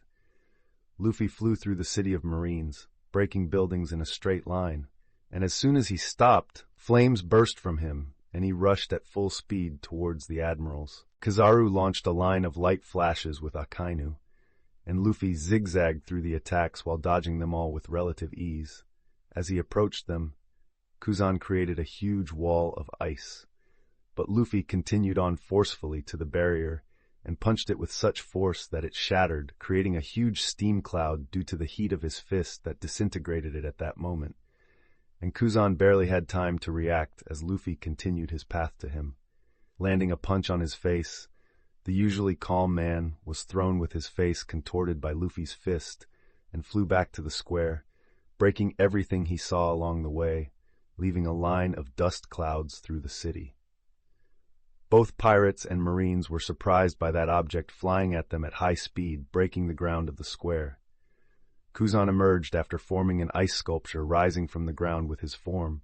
While he had his nose and forehead bleeding after that, he saw that the fight in the city continued as explosions kept coming from that side, and was about to join, but he heard the screams of the marines beside him, and saw Whitebeard himself blowing up the area with the power of the Gura Gura no Mi, as all of Marineford trembled with each of his movements. Hey, this is bad, Kuzan commented as they watched not only Whitebeard launching his attacks, but Choo-Choo, Nami, Hachi, Robin, and Garp's own granddaughter, who had no worthy opponent to face them, were devastating the entire square, attacking the lower-ranking Marines, and the fleet captains also had an advantage, since the other vice-admirals were divided in fighting the Straw Hats, like Enel and Reiju and the division commanders. He decided not to return to the fight against Luffy, leaving that to his comrades, while he went to the square to fight Whitebeard and the others. Luffy continued fighting against the two admirals, feeling a bit relieved, although Kuzan was the admiral he could handle most easily. However, he now found himself exchanging blows with Kizaru at high speed, and Akainu tried to catch him from the side while keeping one hand with a sword and defending against Akainu's attack with the other hand. They continued this way, as more and more parts of the city were devastated, with all three fighting. Marineford continued like this for a while, with battles happening on all sides, from the Titan fighting against the Tenryubito in the frozen bay, as in the sky still with 3 fights there, to the square with Ace witnessing all his comrades and his brother's crew advancing towards him, even the explosions and destruction happening in the city behind him. It had been 30 more minutes since Kuzan went to help in the square, and while they were fighting, and Luffy managed to bypass Kizaru's defense and made him be launched to the square like Kuzan before. Kizaru returned to the square as the second admiral thrown by Luffy in the midst of combat. He even chose to return, but a heavily injured Whitebeard, after being hurt countless times in the last few minutes surrounded by admirals, cut off as soon as he created the Path of Light, and made him have no choice but to deal with Whitebeard alone. Well, looks like it's just the two of us, Akainu. Luffy spoke as the other admiral emerged from a lake of lava, while the latter growled, "You pest, I should have killed you in the cradle itself." Akainu growled while speaking irrational things, flying with his fist of lava, advancing against Luffy, who smiled while hitting back against the admiral, and now alone, he could give him that beating again. "I've been waiting for this, Akainu. After all, I can finally get revenge for what happened at Eni's lobby, and I hope no admiral saves your ass this time." Luffy taunted and overcame Akainu's lava punch while throwing him backwards. Their fight was just beginning while Akainu felt the pain from Luffy's haki fist. Meanwhile, in the square, an explosion occurred as a vice-admiral flew to the ground, with Enel finally defeating him. Too weak, he was about to advance, but saw the vice-captain struggling to face that old man, as she had bloodlines on her body, much more injured than Kong. The devil wouldn't like to see that woman defeated. he commented, before shooting like lightning into the sky instead of going to the square. Meanwhile, Lamy was still dodging plasma attacks and directing a lot towards the square, destroying the Marines with the attacks. The Tenryubito didn't seem to care about this and continued attacking uncontrollably.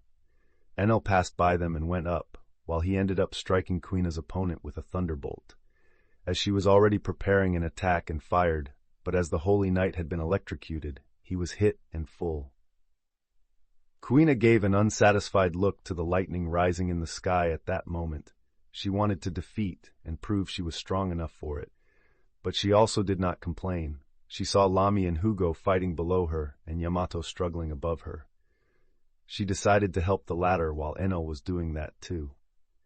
As Enel advanced, catching Kong by surprise and receiving a lightning bolt at close range, Lamy looked at Hugo without his two arms at that moment, as that Tenryubito wanted to kill him in any way. Lamy sighed, teleported, and began to cancel her room, while she began to run her hand over her sword, covering it with her own room, using her awakening for the first time.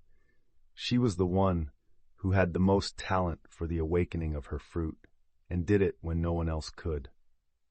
The Tenryubito looked at her surprised as she was above him, but even using plasma to travel at high speed, he could not dodge Lamy's sword that began to grow at that moment, sending him to the ground at that moment as he was pierced even with his Logia body, since she was using Haki.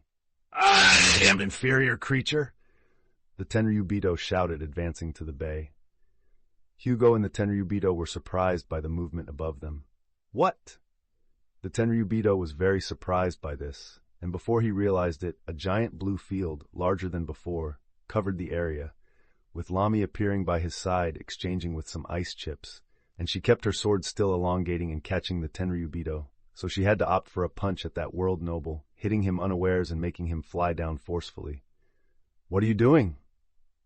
Hugo commented, dissatisfied. "I'm saving you. Now shut up," she responded, displeased, and as soon as the two Tenryubito got close, she used her power once again, grabbing her sword, which shrank instantly, and teleporting to the two before appearing in front of him and attacking him with the hilt of her sword, releasing 2 hearts from the chests of the Tenryubito, who hadn't even reached the frozen bay yet. "What?" Both sensed danger as soon as they lost their hearts, exploding together, colliding with the ground. 2 hearts appeared in Lamy's hand at that moment. "Looks like I got both," she said, looking at the hearts, while both the Holy Knights advanced with hatred. "How dare you take our hearts?" they exclaimed, while Lamy looked at them and knew that Hugo did not seem satisfied. "I know interfering in your fight, but we need to hurry and help the captain save his brother. Leave this fight for another day." She spoke as she saw the plasma Tenryubito launching countless flashes at her. She dodged, while Hugo was hit but was resilient enough to withstand that attack. Lamy appeared in the air as the other Tenryubito tried to hit her in desperation to get their hearts and turn her into a cube, not caring about the order to bring her to Mary Gyois alive. She disappeared once again, and as the Tenryubitos were about to attack them once more, they suddenly screamed in pain, feeling something they had never felt in their lives, and they screamed until they fell too much. "We're done here," she said, looking at the falling Tenryubitos, and turned her attention to Enel, Quina, and Yamato fighting against Kong. "We should help them," Lamy commented, and Hugo nodded, stepping out of his colossal form as his arms healed and he advanced along with the ship's medic. Chapter 328, Ward 22, Third-Person POV, Marineford, first half of Grand Line. Akainu did not have an easy time in the next few minutes fighting Luffy, as he flew with his face bleeding and exploding while Luffy punched him hard. Once again, the city began to be devastated, with Akainu's body moving aimlessly through the place. "This bastard," Akainu murmured, looking at the spot from where Luffy had punched him. "You're looking the wrong way," Luffy said as Akainu could not even sense his presence behind him, being struck on his back and plunging straight to the ground at that moment. An explosion rose in the middle of the city while Luffy had not stopped. He put his fruit into full force, striking Akainu with Haki.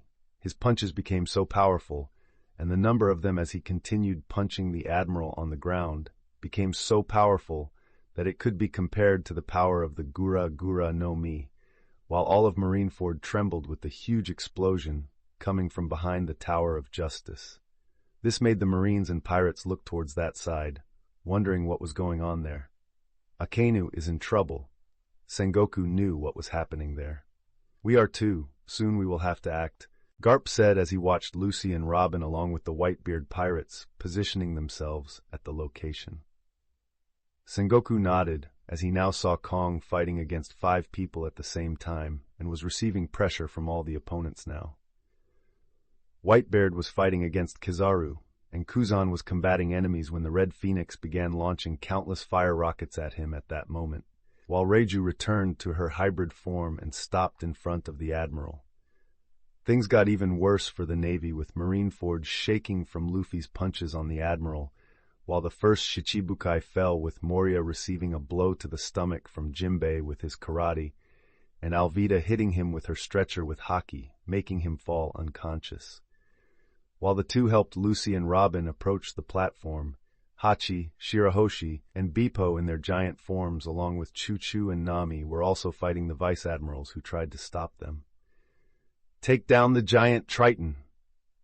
Don't let the mermaid continue to throw that giant trident. Someone stop the bear! The 3-headed dog is destroying everything. That winged thing keeps generating hurricanes! The Marines were feeling great pressure at that moment, as they just had to try to stop them under the shadows of the giants. Kuma was sent flying at that moment, while Usopp, Chopper, and a few more commanders of Whitebeard's divisions were fighting against the Shichibukai. Kuma emerged from the crater where he had fallen, with some of his clothes torn, holes in his skin showing his robotic form, with pipes and energy cables cut. But he had no expression. While he opened his mouth to launch more attacks at the pirates, Usopp aimed his weapon as both shot rays. Chopper took advantage of this moment and punched Kuma, but he was quick enough to stop the attack and throw a wave of force at the doctor in his most powerful form, sending him backwards while he destroyed the square's ground with his body. Chopper! Usopp got worried and began shooting more aggressively at the cyborg. Jozu took advantage of this moment and appeared next to Kuma, and Ivankov was also helping him at this moment, while he punched him with his diamond fist, hitting Kuma as he flew back, exploding the ground with his body. Did we get him? Ivankov asked, while Chopper recovered and moved away some Marines who tried to arrest him while he was on the ground. No. Usopp murmured while a moment later Kuma appeared, his body even more battered. He barely seemed to be able to stand, but as a cyborg he ignored his pain. However, at that moment, someone came flying at him, being none other than Hancock, launching a flying kick without the Shibukai being able to react, petrifying his arm and throwing him back, breaking the ground again. Stop this! Bonnie and Saboti cried, watching the scene on the big screen, as Reiju began firing fire rays against Kuzan. Nearby, Doflamingo was gritting his teeth running from the attacks he was receiving, attacks from all sides. Vista was also in the middle of the fight.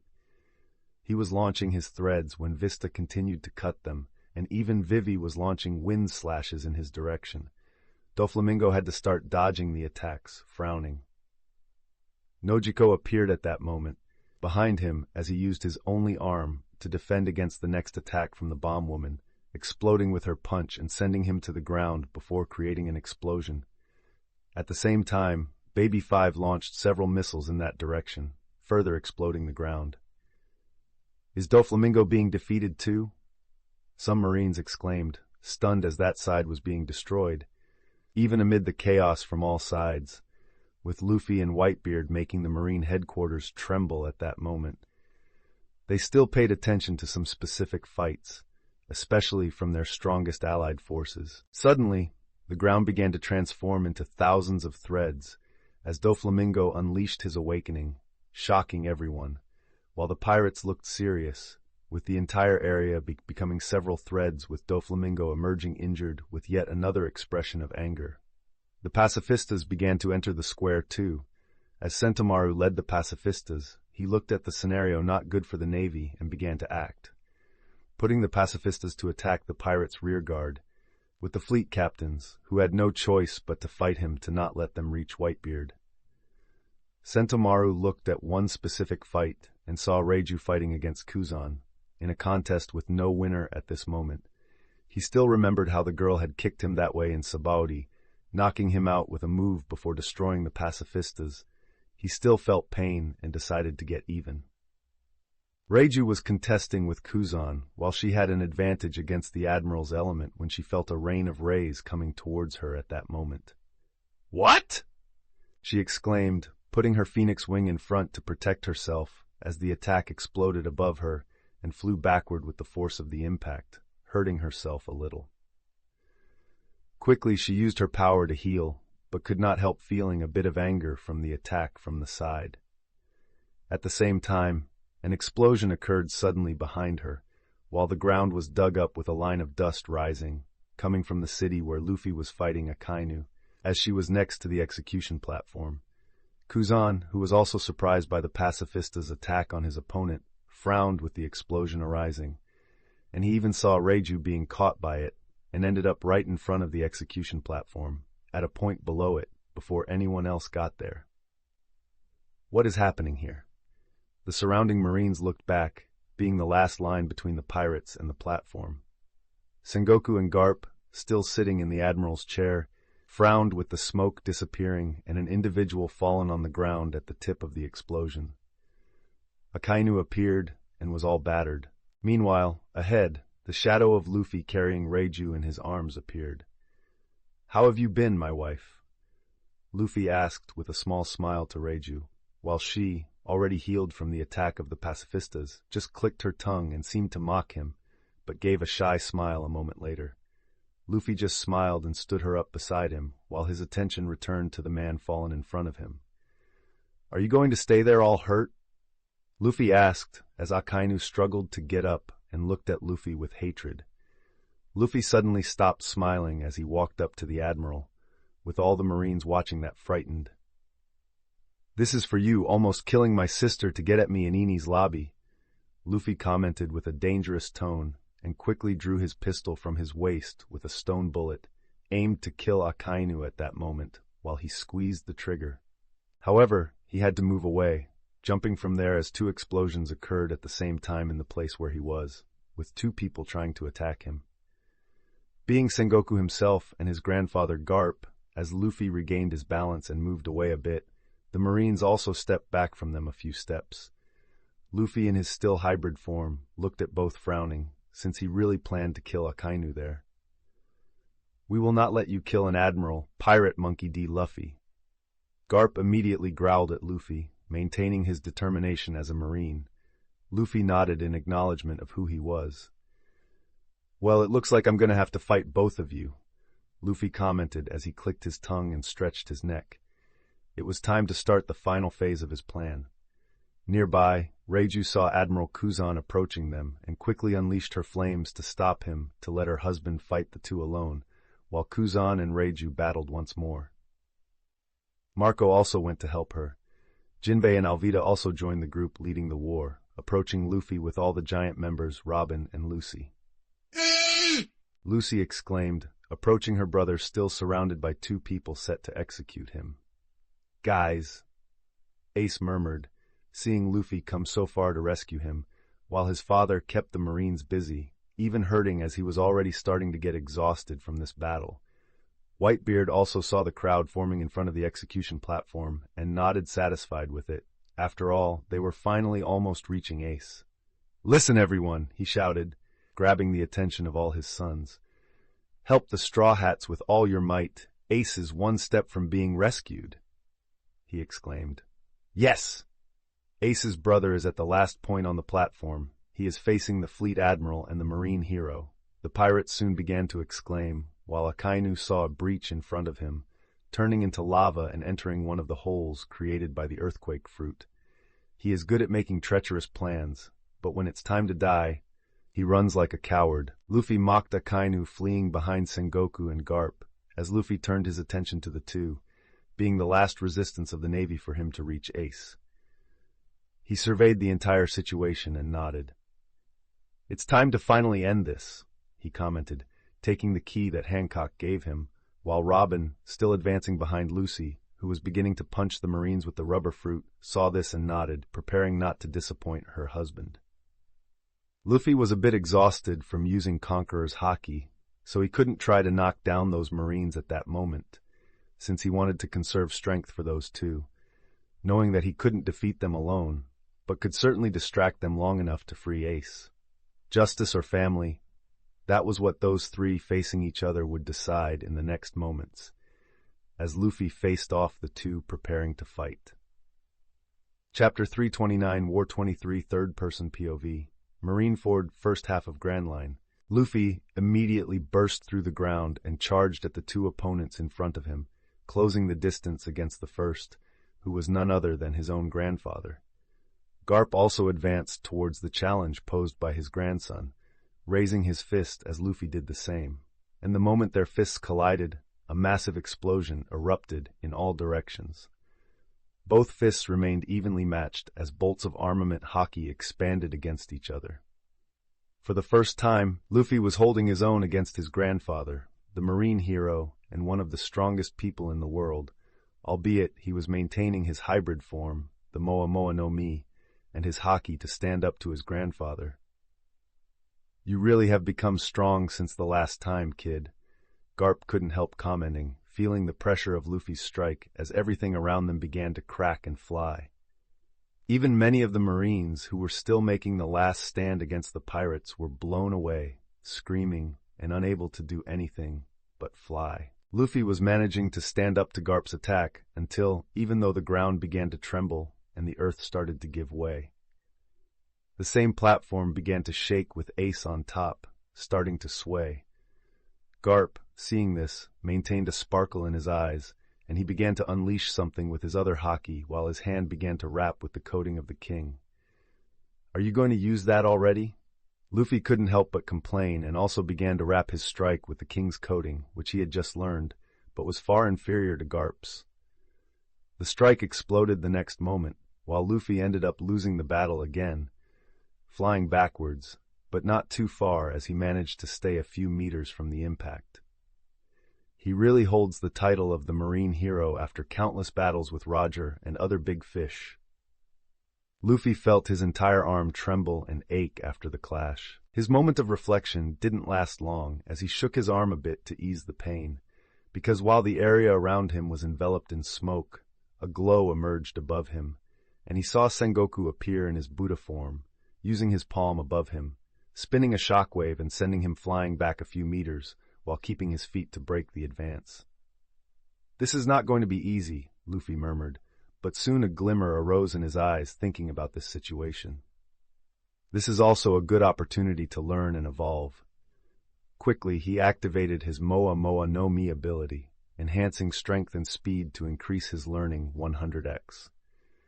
Luffy sensed the presence of the two in front of him within the smoke with the ground in ruins since the start of the dispute with the two, and charged rapidly against the giant Buddha.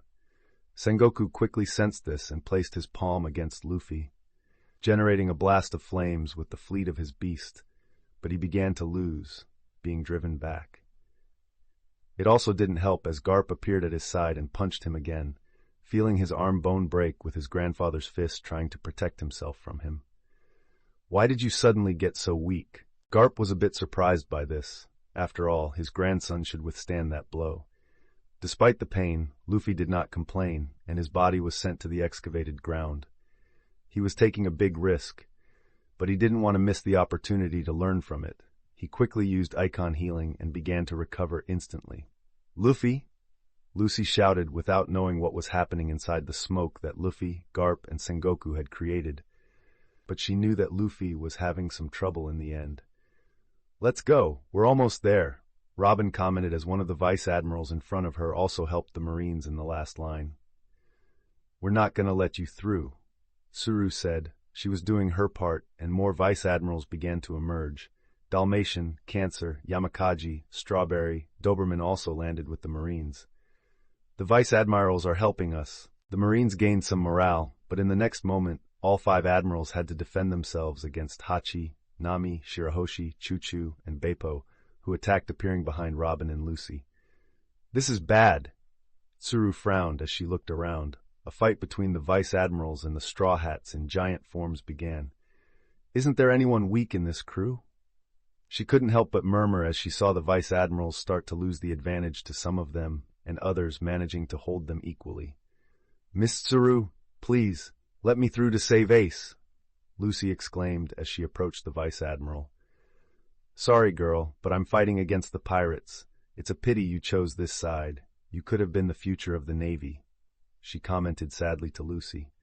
"But now we are enemies and I intend to stop you," she stated finally. "Luffy told me that I can make my own justice without needing the Navy, so I won't let my family die," she exclaimed, advancing with gear second, but was quickly struck by Tsuru and thrown to the ground. "You will need much more to defeat me, girl." Tsuru spoke calmly. An explosion occurred behind her at that moment, while Luffy, Garp, and Sengoku continued the fight, blowing up the entire place. Tsuru took her attention off the pirates in front of her for a moment because of the chaos they were causing, even blocking the view of the execution platform with the smoke cloud from the attacks, until she saw a shadow grow in front of her. Robin activated her fruit, creating a giant red demon filled with hands. "This is huge too," the Marines exclaimed, as Robin created a 20-meter demonic copy of herself like the others, and began attacking Tsuru, who quickly punched back with haki. The Marines weren't just watching, because suddenly a group of pirates with fleet captains and division commanders approached that line as they quickly began to enter and destroy the Marine resistance, as Whitebeard had asked them to help the Straw Hats. "We're almost at the platform," they exclaimed as the Marines began to fall, and they made their way through. As Lucy joined the fight again with Robin against Tsuru, footsteps began heading their way, and Whitey Bay, Doma, Magai, DeCalvin Brothers, and Ramba, who were fleet captains, appeared in the middle of the fight. "You guys go! We'll hold her," Whitey Bay requested while Robin nodded and began to exit her transformation and ran with Lucy, crossing the line and entering the area where Luffy was fighting against Garp and Sengoku. "What?" Sengoku in his Buddha form saw this and frowned as he ran towards the girls trying to reach the platform in front of them. Luffy was all beaten up, but certainly gaining a lot from it. While he continuously generated healing, he saw Sengoku's movement and switched his Akuma no Mi to speed while appearing at the side of the Buddha, catching him off guard. "You're not going to stop them!" he exclaimed before switching to strength, and delivered one of the most powerful punches he had ever done, coating it with even more powerful King's Haki than he had done so far. While even with his golden layer, it buckled under the pressure of his punch with all his powers. And Sengoku flew backward, exploding the ground as he even moved away from the location. Luffy took the opportunity with only Garp, who was coming at full speed towards him, took the key from his pocket and threw it forward with all his might, but the key suddenly stopped in the air, and he didn't wait, because he exploded the ground and went for Garp with everything he had. "Robin, I'm counting on you," Luffy shouted as loudly as he could, while his voice ran across the battlefield, and he advanced forward, clashing against a frowning Garp. This caught the attention of the entire battlefield, Kong in the air in his beast form fighting against so many opponents, and beginning to feel the pressure from it, looked towards it, clenching his teeth. Mihawk and Zoro, who were fighting at a distance, slightly away from the center of the square, also felt it. "It seems you managed to free the prisoner after all," he commented while Zoro smiled and they exchanged more blows with their blades. "Go, my love!" Hancock exclaimed forward, as a battered Kuma started to fall to the ground, finally defeated by the group fighting against him. "Go, Luffy! Robin! Lucy!" Usopp shouted nearby. "Go, guys!" Chopper said in his giant form, making many people look at him bizarrely at that moment. Doflamingo, who was trying to kill Crocodile, who fought alongside the Straw Hat pirates and some division commanders against the Shichibukai with his awakened fruit, was starting to lose. Everyone knew that the peak of the war had arrived. Akainu, from beneath the earth, tried to create a lava eruption, but it was already too late. Kuzan, fighting against Reiju and other division captains, looked worried. "This is very bad. How scary!" Kizaru commented, while still maintaining his fight against Whitebeard. He even tried to use his fruit, but it was quickly cut off by Newgate once again. Don't think about stopping the kids, after all. This is their era, Whitebeard said with a smile, while looking at the two girls running and Luffy fighting against Garp. Go! Save Ace! The pirates began to exclaim from the lower ranks, captains and commanders. All exclaimed as they saw them advancing to the execution platform at that moment. Meanwhile, the Marines felt increasingly defeated. They had already lost a lot in this war, and losing the prisoner too was a final blow to their will to fight. Time seemed to slow down at that moment, as Sengoku returned from the other extreme side of the square with blood running down his face, advancing at all the speed he could, while the key that Luffy had thrown and stopped in midair was soon engulfed by the force of collision between Luffy and Garp. But in the midst of all the smoke and debris, it began to move. Luffy had activated his negative speed on the key as soon as he threw it, canceling the effect a little later, which could delay its movement for 5 seconds until returning to normal. The 5 seconds finally passed, and it suddenly shot towards Ace at that moment, while he could hardly react to everything that was happening, barely seeing the key flying towards him. Robin saw this and quickly crossed her arms. "Sace Fleur!" she exclaimed, and 2 arms appeared on the executioners next to Ace, while their necks were broken, and 2 final hands emerged on Ace, who barely had time to react with one of those hands catching the key thrown by Luffy. She immediately grabbed the key and fitted it into the hole of the chains that held the prisoner. Everyone with good haki to see the situation. Garp, Sengoku, Akainu, Kizaru, Kuzan, Kong, all the vice admirals, and many other officers, had their throats choked at that moment. On the pirates' side, it was different, as all those who knew what was happening on the other side of the smoke explosion created by Luffy and Garp wore a big smile on their faces. The next moment, Robin turned her hand and unlocked the chains that held Ace. Chapter 330, War 24 Third-Person POV, Marineford, first half of Grand Line. The sound of chains falling onto the platform stood out amid all that chaos as everyone present looked towards it, the hands Robin had created disappearing. Ace suddenly felt free, staring ahead in disbelief that he had finally lost his bindings. "I'm free," he murmured as he finally removed his arms from behind his back, looking at his hand. "Ace!" he heard Lucy shouting from below the platform. "Lucy," he murmured as he finally seemed to understand what was happening there. He was finally free. Explosions occurred shortly after, while Luffy continued to fight Garp, and Sengoku also got involved nearby. "What are you doing? Get your band out of there, and let's return to the sea." Luffy's voice echoed through Marineford, with Ace looking at his brother. "Yes?"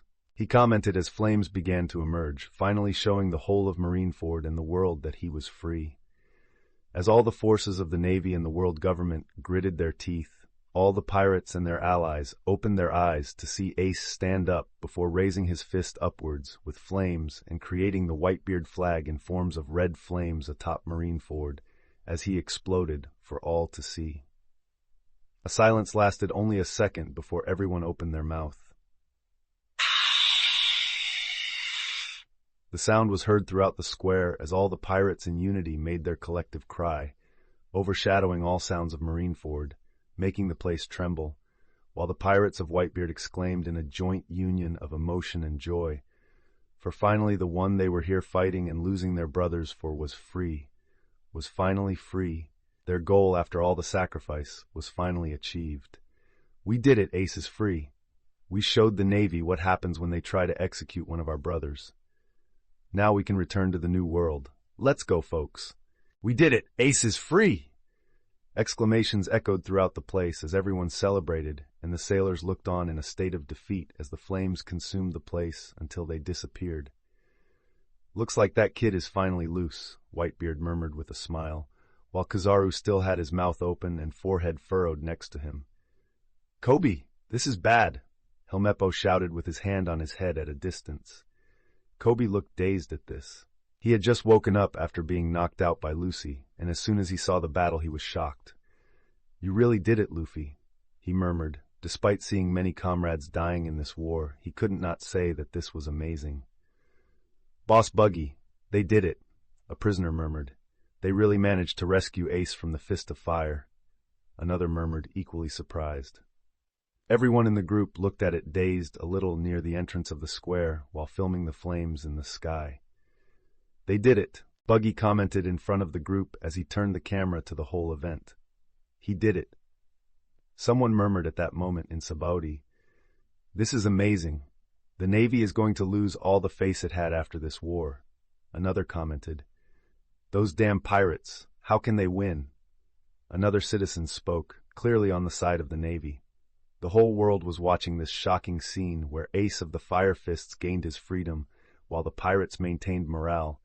The Navy and the people who believed in it had the opposite effect. Dadan exclaimed from the Goa square next to the ring as she screamed, crying, "He's safe!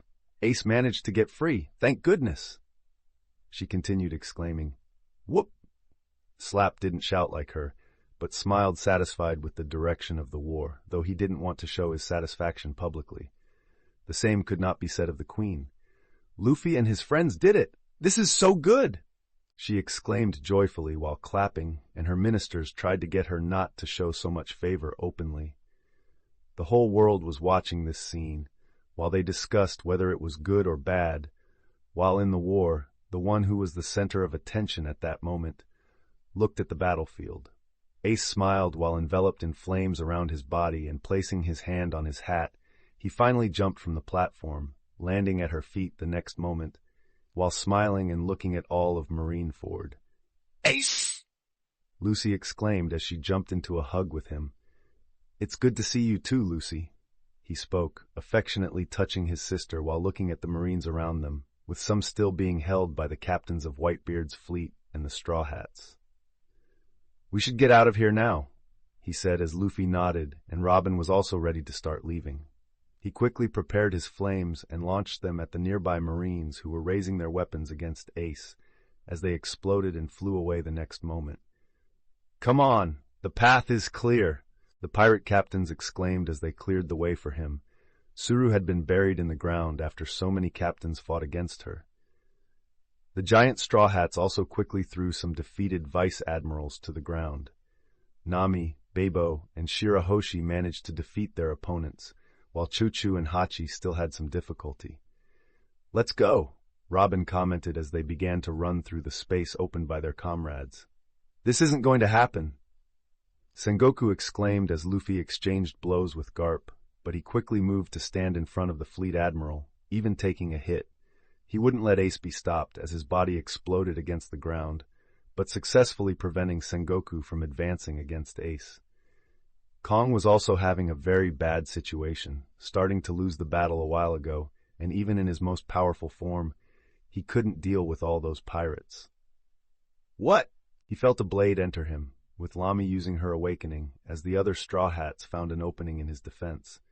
He barely had time to react as an internal shock was made by Lami at that moment, and he felt immense pain. He couldn't help but exclaim as the sword grew towards the still frozen bay. Enel, Hugo, Yamato, and Quina didn't stand still as they launched their attacks downward as well, as he hit the ground exploding. All the other attacks immediately exploded at the same point, making the whole bay crack, and even the ships there from Whitebeard begin to be dragged with the force of the elements, and even the bodies of the defeated Tenryu Bitos flying. "That mortal is defeated," Enel said, feeling his unconscious body with Haki. "Luffy managed to save Ace. We should help him now," Yamato commented as everyone nodded and immediately went to the square with Enel advancing faster. "That damn guy is planning something." Luffy was holding Garp and Sengoku while still learning to control his king's Haki more, but he was looking over the battlefield searching for Akainu who had yet to appear, keeping hidden somewhere. "Garp." Sengoku was frustrated and looked grimly at his partner fighting against his grandson together. "Yes, this kid, he's getting stronger and stronger." Garp murmured with surprise and dazed eyes at a battered Luffy in front of him, his arm broken and his face all bloody, but he had that damn healing that always brought him back to the battle a moment later. Luffy was taking advantage of all this as much as he could to gain as many benefits as possible before leaving. Even while holding against those two and learning, he could already feel his body beginning to reach its limit, After all, he has been fighting since Impel Down and abusing his haki, while taking hits and using healing, something that consumed his great stamina. He had to engage in combat again as Garp and Sengoku advanced against him. Meanwhile, Whitebeard still stood in front of Kizaru, but he saw that at that moment, Whitebeard felt a twinge in his heart. After all, he was already quite wounded and his body was no longer young. Kizaru took advantage and transformed into light while disappearing from there, heading towards Ace, Robin, and Lucy. "You won't get very far," he spoke and crossed his arms. But at that moment, a light surged behind him with a bang, and he had to transform into light before moving out of the way of Enel's punch with haki. That was dangerous. Kizaru spoke and advanced against Enel, who used his lightning to fight against the light Logia, so thunder and light clashed against each other in the sky. Although Enel was losing a bit in this fight, but he still held firm. Another admiral who was having a tough time was Kuzan, as he felt the pressure from Reiju, Marco, and some other pirates fighting against him. Explosions started to appear at that moment in the square, with Kuma defeated and fallen. Usopp and the others went to help deal with Doflamingo, causing chaos with his awakening, as the whole place turned into strings. Even with his awakening, he was losing the fight against so many opponents, until he noticed the space turned bluish. "Long time no see, Doflamingo." Lami's voice emerged behind him, and before he could react, everyone there saw Lami's sword pierce his heart with her awakening, as she immediately launched her internal shock. "Ah!" Doflamingo screamed in pain as he began to lose consciousness with that attack. "She finished him off so quickly?" Vista murmured in surprise as he saw the ground return to normal and Doflamingo falling to the ground. "It's time to end this." Lami spoke and quickly advanced to cut Doflamingo's head off once and for all, and finally execute her revenge after years. "Corazon, I will finally avenge you." Lami had some flashbacks of her past life, the death of her little brother, of her parents. Doflamingo would just be the first, because her revenge now extended to the government that wiped out her entire city. She moved, seeing her blade getting ever closer to the neck, and everyone there really was surprised by it. The blade began to touch the skin as it started to make the cut, with blood beginning to accumulate on the sides. She began to bury the blade even deeper, cutting through Doflamingo's entire neck as he had his head there removed, in front of all the people of the world. "I said I would kill you one day," Lami said as she saw Doflamingo there, in two lifeless parts, suspended in the air as he fell. Everyone who kept their gaze on Lami was in shock at that moment. No one imagined that the life of that Shichibukai would end in that way. Doflamingo was the third Tenryubito who had died in this war since it began. Chapter 331, War 25, Third-Person POV, Marineford, First Half of Grand Line. The divided body of Doflamingo fell as Vivi, Nojiko, Bab 5, Crocodile, Baby 5, Vista, and others watched the scene in silence, with Lami landing on the ground a moment later. "You finally showed up, and in a rather unexpected way," Nojiko murmured. "Well, I've been wanting to kill this guy for a long time," Lami spoke in a calm tone. "We have to go help Robin and the others." Vivi came up beside and commented, while everyone nodded.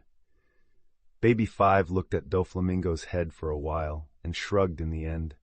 She saw all the women heading towards the middle of the square after all the destruction that the Shichibukai's awakening created in this area, and followed them shortly after. "Another Shichibukai has fallen." This was the phrase that occurred all over the world.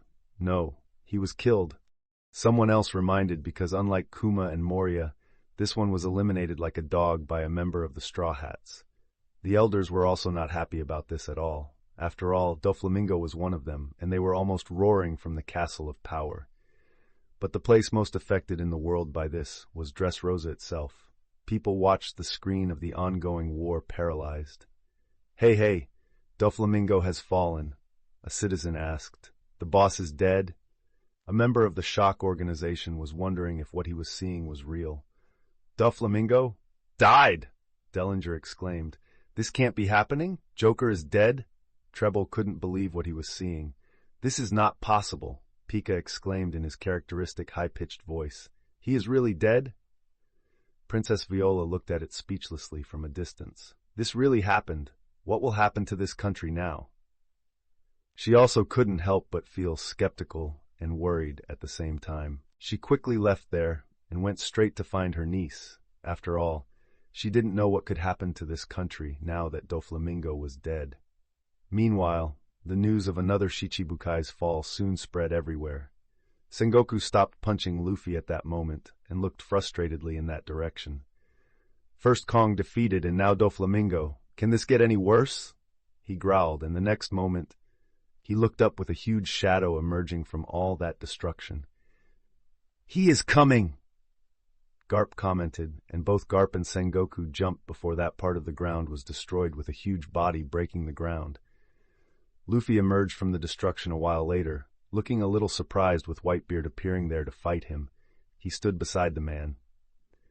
"You seem to be having trouble, kid," Whitebeard said. "I'm a little tired, really, but I can keep doing this all day." Luffy gave a bloody smile, but looking tough. "You are just a brat. Don't get cocky," Whitebeard commented, and the next moment, Garp and Sengoku charged at the two. While Luffy charged at Garp, Sengoku was attacked by Whitebeard, as the four impacts destroyed even more of that place, raising all the dust in Marineford again. What should we do? The men fighting Whitebeard before were lost. They could only watch the fight from a distance without being able to get involved without getting hit. There were still the Straw Hat Pirates, who had now gotten rid of the Vice-Admirals and were now using their giant forms to attack the Marines. The Admirals were busy, while Yamato appeared beside Kizaru fighting Enel and quickly received a blow from her, sending him down. Kuzan was dealing with a great force attacking him, and Akainu had disappeared. Hugo and Quina also appeared on the battlefield, entering their beast forms, beginning to devastate the whole place. Whitebeard's pirates were also running out of opponents, starting to attack the navy from all sides. The Marines were all lost. Their will to raise their weapons was at the lowest point of the war, and they could only try to survive. Ace was running with Robin and Lucy, passing through the legs of his crew's giants, heading back to the destroyed bay. "Come on, Ace!" the pirates exclaimed, starting to follow him. "Guys," Ace murmured as they continued on their way. "Let's get back to the sea together." Some captains joined the run amid all the explosions. "It looks like they're getting out. Do you want to help them?" Luffy commented, looking at Ace and Lucy. "I think you're right," Whitebeard said and raised his hand. They had just attacked the two Marine elders while everyone flew to opposite sides, and Whitebeard made his move, exploding the air in the next moment. The place suddenly started to shake, as giant cracks began to appear all over the area. "What is this? What is Whitebeard doing?" The Marines saw a huge gap appear between the pirates who were getting farther away and the Marines chasing them. "Father?" The pirates were surprised with only Whitebeard and Luffy fighting on the other side of the divide, while they remained with some Marines, but all the pirates were on this side. "Listen, everyone, go back to the Moby Dick and your ships," he exclaimed, and despite the surprise, everyone understood the order. "The pacifists." Some Marines pointed out as there was a group of them that were attacking the entire time from the rear, while only a few captains continued to fight against them. Suddenly, one of them was taken off the ground with a bite from Shuchu among his 3 heads, and he bit him so hard that he turned into scrap metal in the next moment. Nami grabbed 2 with her claws, destroying them. Hachi simply cut them with his swords. Shirahoshi easily pierced them with haki while they exploded. Beppo managed to launch his 6 style techniques at that height. Hugo crushed them just by stepping on them. Quina exploded them with huge ice spikes, easily destroying them.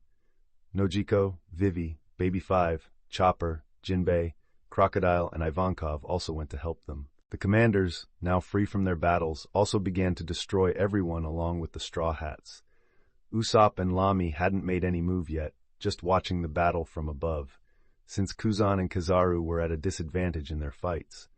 "Father, Luffy," Ace commented, looking to the other side. "Come on, Ace, we must return to the sea. Luffy will take care of everything," Lucy exclaimed, and despite the frustration with Luffy having to take care of him, after all, he was the older brother. This role should be his. "Yes," Ace said in the end as he continued running, but as soon as they took the first step, they felt something coming towards them, and the ground turned red at that moment. with an explosion of lava hitting the three in the next moment. Ace! Everyone who saw that shouted in concern.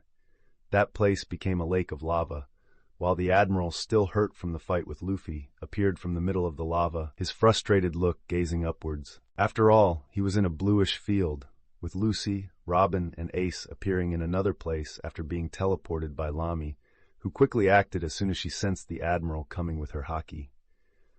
Akainu had planned to catch Ace from behind on purpose and even provoke him if it didn't work, but it seemed his plan failed as he looked frustrated at Ace getting away. "You get out of here," Lamy shouted to the three, who nodded and started to run away. In the next moment, Akainu looked up. Before a rain of light rays, Usopp also made his move. Despite looking a little scared, he needed to do his part against an admiral, while Akainu returned to his normal body after getting a bunch of holes. Lamy and Usopp appeared in front of him at that moment, blocking the admiral's path, while the pirates resumed fleeing. "Looks like everything is okay. Soon they'll be out of this place," Luffy commented calmly. Whitebeard, despite being satisfied with this, remained silent as he looked at a corner of Marineford. "You finally noticed them.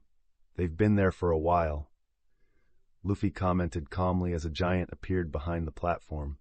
"What is that?" The Marines also noticed. "Teach," Whitebeard murmured in a somber tone as Teach appeared on the execution platform with a group of soldiers.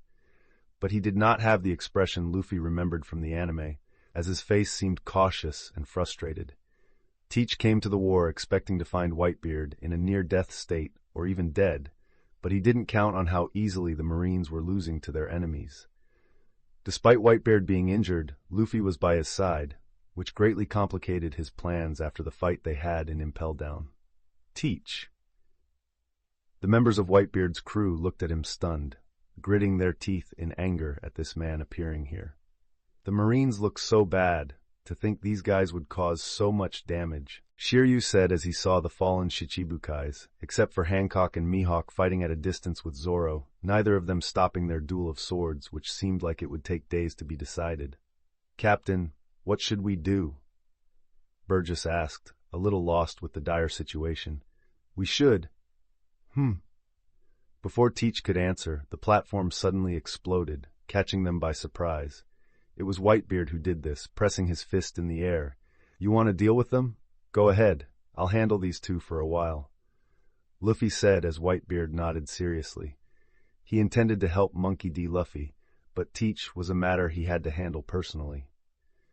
Whitebeard jumped, leaving Garp and Sengoku just watching, also frustrated with Marshal D. Teach after everything he did.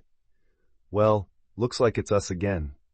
Luffy smiled at the two as Whitebeard jumped near the destroyed platform, while Teach began to get up with his group, looking at Whitebeard facing them. Luffy was about to resume fighting the two when he stopped and looked at the sky, stunned. "What is that?" He felt a bit shaken by it. Garp was also surprised, while the Golden Buddha looked with wide eyes in that direction.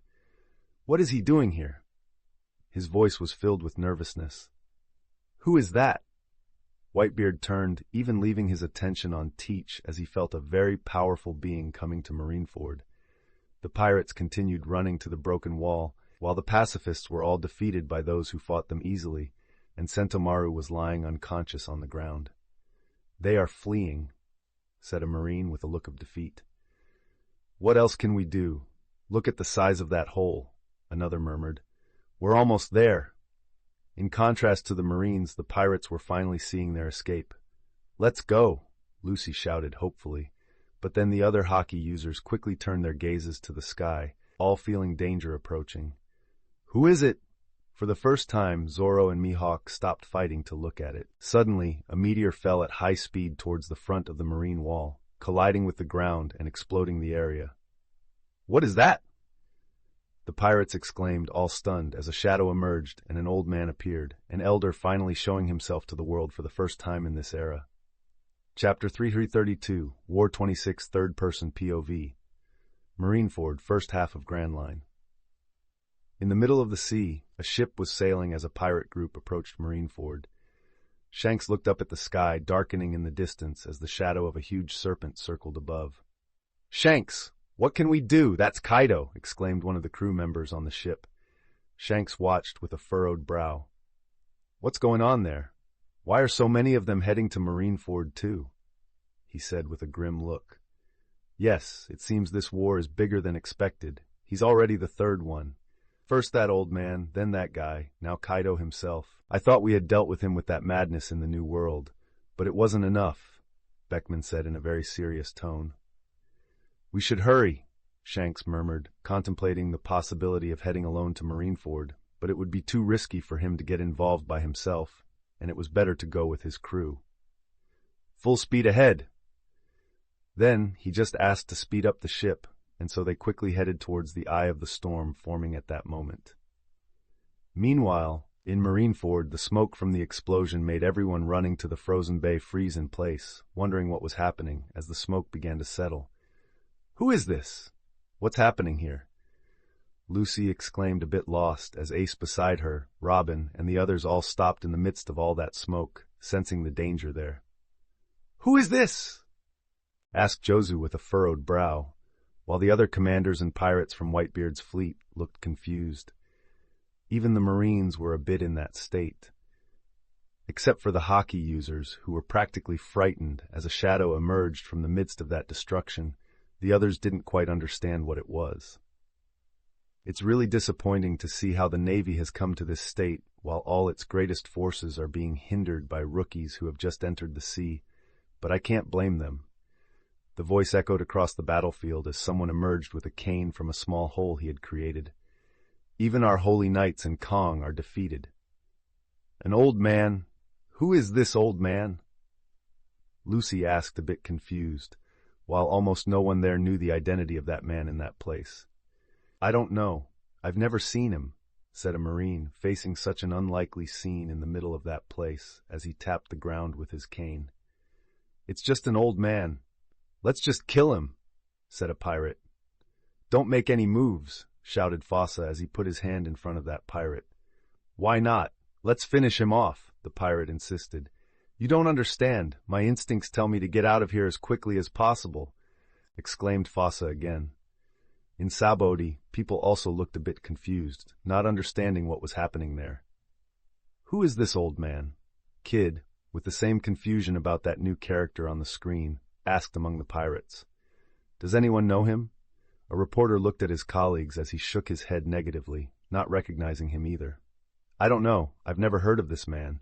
Even the Navy doesn't recognize him," another reporter said. "Maybe he's a pirate too?" People began to wonder as they talked to one another, some saying he was a lost member of Whitebeard's crew, others saying he was the Navy's secret weapon. "That damn man!" Bonnie exclaimed with so much anger that she regretted not having gone with Luffy to Marineford. After all, he was one of the most, if not the man she wanted to kill the most in this life. Those who did not know him could only make speculations or wait for someone to tell them, however. For those who knew the identity of that person, it was quite surprising to find him here. "Who is the old man?" Lamy asked. "He came here in person." Akainu murmured, escaping being cut by Lamy while Usopp also helped her against the Admiral. "Does anyone know him?" Teach, although not in a good mood right now, was curious to know who was the person who practically stopped the war. He even looked at Whitebeard and saw that the old man also had a confused look. "He's here." Shiryu murmured, a bit frightened. As a former director of Impel Down, he had to deliver some reports in person to Mary Geoise, and had to speak with those 5 people a few times. Seeing one of them was quite frightening, as he knew those 5 elders could be very dangerous when they wanted to, and could even make him paralyzed. "Listen, if we want to survive, it's better we get out of here." He spoke to Teach with a tone more urgent than usual. What's the matter, Shiryu? Are you afraid of an old man?" Katarina mocked at that moment. "Listen here, He began to speak. But before he could speak, Luffy was still on the battlefield against Garp and Sengoku when his brow furrowed a bit. He never imagined seeing one of them here in the middle of the war. Although it was a fair action, what he could do was at least warn his comrades, so his voice echoed across Marineford. "Listen, everyone. Stay away from this old man. His name is Saint J. Garcia Saturn. He is one of the 5 elders who command the world. His power level is that of a Yonko. Luffy immediately exclaimed. "What?" The scream was collective as everyone turned their gaze to that man. "You have information you shouldn't have," J. Garcia Saturn murmured. "That's true. How does this brat have this information?"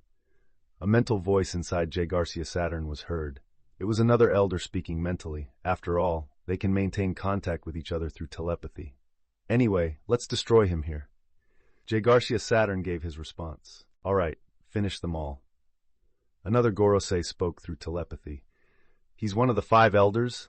Robin had wide eyes, after all. It was they who had ordered the professor's elimination. "He rules the world government," Buggy immediately exclaimed. "He is one of the 5 elders." A marine murmured, "One of the legendary 5 elders." A reporter exclaimed, sweating, "Very well, since I've been introduced, I shall begin." He started walking forward while everyone immediately took a step back.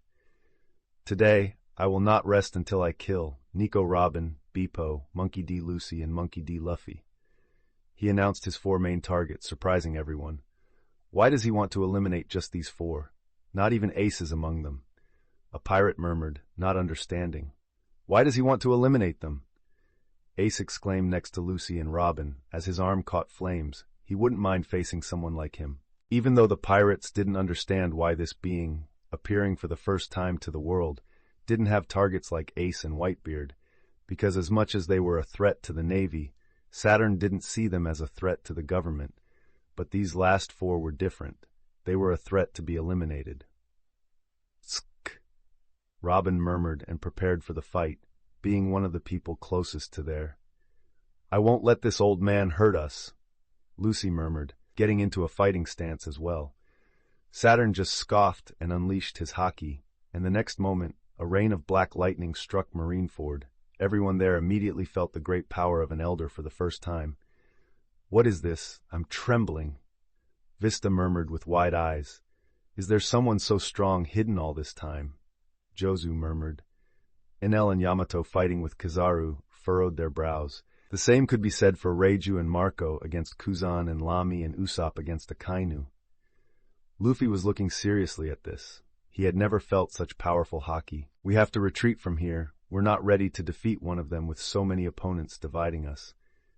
He had to admit, after all, there were the 3 admirals, Garp, Sengoku, and now one of the elders. Yamato, Enel, Lamy, Reiju, and Usopp. Finish off the 3 admirals immediately and go to the front lines to help the others. Luffy exclaimed loudly. "He's here, so finally we might win this war after all." Sengoku commented while Garp looked with a furrowed brow. His 2 grandchildren were on his list of targets to kill. "They need help," Whitebeard murmured. "He is an elder, so powerful." Teach had to admit that this was a force he did not expect. "Captain, be careful," they murmured, and the next moment a shock threw them away, as Whitebeard decided to finish Teach quickly so he could help everyone on the other side of the crater. Besides Robin, Lucy, and Ace, who were ready to fight the man walking in front of the crowd, Jinbei, Ivankov, Crocodile, Jozu, Vista, and many other division commanders like the fleet captains prepared for the fight, while others could barely move with the haki. Hancock also appeared against the elder, even with a furrowed brow at that being. She still maintained helping her husband. Nojiko, Baby 5, Alvida, and Vivi quickly went to Robin's side. While the ground cracked with giant steps, being Hachi, Beppo, Shirahoshi, Nami, Choo-Choo, Chopper also appeared in their giant forms. In the sky, Kuina, still transformed into Shiva, prepared for the fight. Saturn found himself surrounded by dozens of warriors ready to fight him. "Just insects," he said with disdain. But then a shadow appeared above Saturn at that moment, and he looked up calmly before a huge fist of rocks exploded him with the ground beneath him. While the Titan had punched him immediately, Hugo wore the same expression as always, but suddenly his eyes shone. Everyone saw the arm buried in the ground start to tremble as it began to rise, and it wasn't because Hugo moved it. Saturn had simply caught his punch with one arm. He hadn't even been hurt at all, holding Hugo's arm with such ease. "As I said before, merely inferior beings," he commented, and wasted no more time by throwing Hugo's arm upwards with such force that the giant struggled to balance in the next moment. His transformation began as he created several legs around him, releasing his mythical zone with so many unique powers, and Luffy knew the danger that represented, not just because Saturn was powerful, but he could simply summon the other Goroseis to the battlefield, and if those 5 were in this place, he and his group were not at all ready to face those beings. Luffy would have to ask Beppo to destroy all of Mary Geoise if that happened, and he knew that man must be aware of this. After all, a rain of meteors would fall on the Holy Land soon after. Zoro saw this and frowned as he stopped fighting against Mihawk. "You're no longer focused on this fight," Mihawk commented, and Zoro looked at him a bit frustrated. "My friends are in danger. I can't just stay here fighting. I'm sorry." Zoro spoke seriously. "That's fine. You're still not ready for my title, but you certainly surprised me. It might be one of the best fights I've ever had." Mihawk acknowledged. "Don't worry. I'll be ready to surpass you next time we meet, Mihawk." Zoro commented. "I hope so. I will train as well. After all, I don't want you to try to surpass me so quickly." Mihawk spoke. He saw Zoro's growth as a motivation for him to evolve even more, so he was looking forward to their next meeting. Zoro nodded and disappeared from an area with giant cut marks all over the place, a small result of the fight between the two, as he went to help his friends face that monster. Chapter 33, War 27, Third-Person POV. Marineford, first half of Grand Line. Spider-like steps touched the ground at that moment, sounding heavier than the largest giant among them. Everyone stood firm despite the tension as they witnessed the transformation of that being. Luffy saw this and quickly began to grow more aggressive against the two as he advanced towards Garp, exchanging a punch with him as the ground exploded. "I need to get stronger." Luffy had this thought as he felt his urgent need to become stronger. He wanted to be strong. He needed it, as he began to feel his soul heating up with this, and Garp exchanging blows while having a greater internal conflict than before. He felt something change in Luffy at that moment. He didn't know, but Luffy was manifesting his hakis unconsciously. "I need to get stronger," he said again internally. With every step he heard of the Elder advancing against the crowd of pirates, while most of the Marines were watching to see what would happen. Luffy tried to react. Boom! The battle on the other side of the rift. Luffy seemed increasingly aggressive, while his clash with Garp seemed tied, but he simply exploded the ground as he advanced once again, as he couldn't just leave there and go after Saturn. Sengoku appeared at that moment before he reached Garp, and because Luffy was so focused on ending this fight, he lost a bit of concentration and received an attack from Sengoku while feeling his body being sent to the ground, as he saw his vision fill with concrete as he was buried there. "I need to get stronger." This thought appeared again, as he felt flames appear and explode in front of him, while Garp and Sengoku felt the explosion coming with Luffy appearing, rising from the ground as he rose up high with his wings and began to launch powerful purple flames, enough to create a huge explosion. The flame bullet flew like the one he launched at Whiskey Peak to stop the Baroque Works fleet, which decimated countless ships. "This!" Sengoku and Garp felt the pressure and danger of that attack as Luffy threw it over them. It was much bigger due to Luffy having increased the power of the Moa Moa no Mi. Garp and Sengoku launched an impact with haki, but to dodge the attack while it hit against their haki for a few seconds before they could dodge the attack, flying into the sea, and the next moment it exploded. Marineford was illuminated as a huge explosion occurred the next moment, as big as Marineford itself. The explosion created such a large impact that the place trembled. Garp, Sengoku, and even Whitebeard and Saturn, as well as the others, looked at that impact with wide eyes, while the impact came right after with the vortex making everything fly and shake. This kid had the power to destroy the entire Marineford. All this time? Sengoku had to swallow dry for this as the explosion finally calmed down at that moment. Whitebeard just looked with wider eyes than he could make. "So this damn rookie has the power to destroy an island with one attack," Saturn murmured. "That was expected. Look at the crew he commands. So many powerful people, and so many users with King's haki." A telepathic voice from another elder spoke. "He already has so much power, but it will still be easy to deal with." Another elder spoke. "Yes, let's start with this one. Soon I will be going to kill him." Saturn commented and took another step before everyone finally felt the first attack of the Elder, because in the next moment, everyone who was in front of him found themselves being thrown backwards while their bodies fell burying in the earth, backwards or flying to the sky. What did he do? How did he do it? Everyone thought at the same time.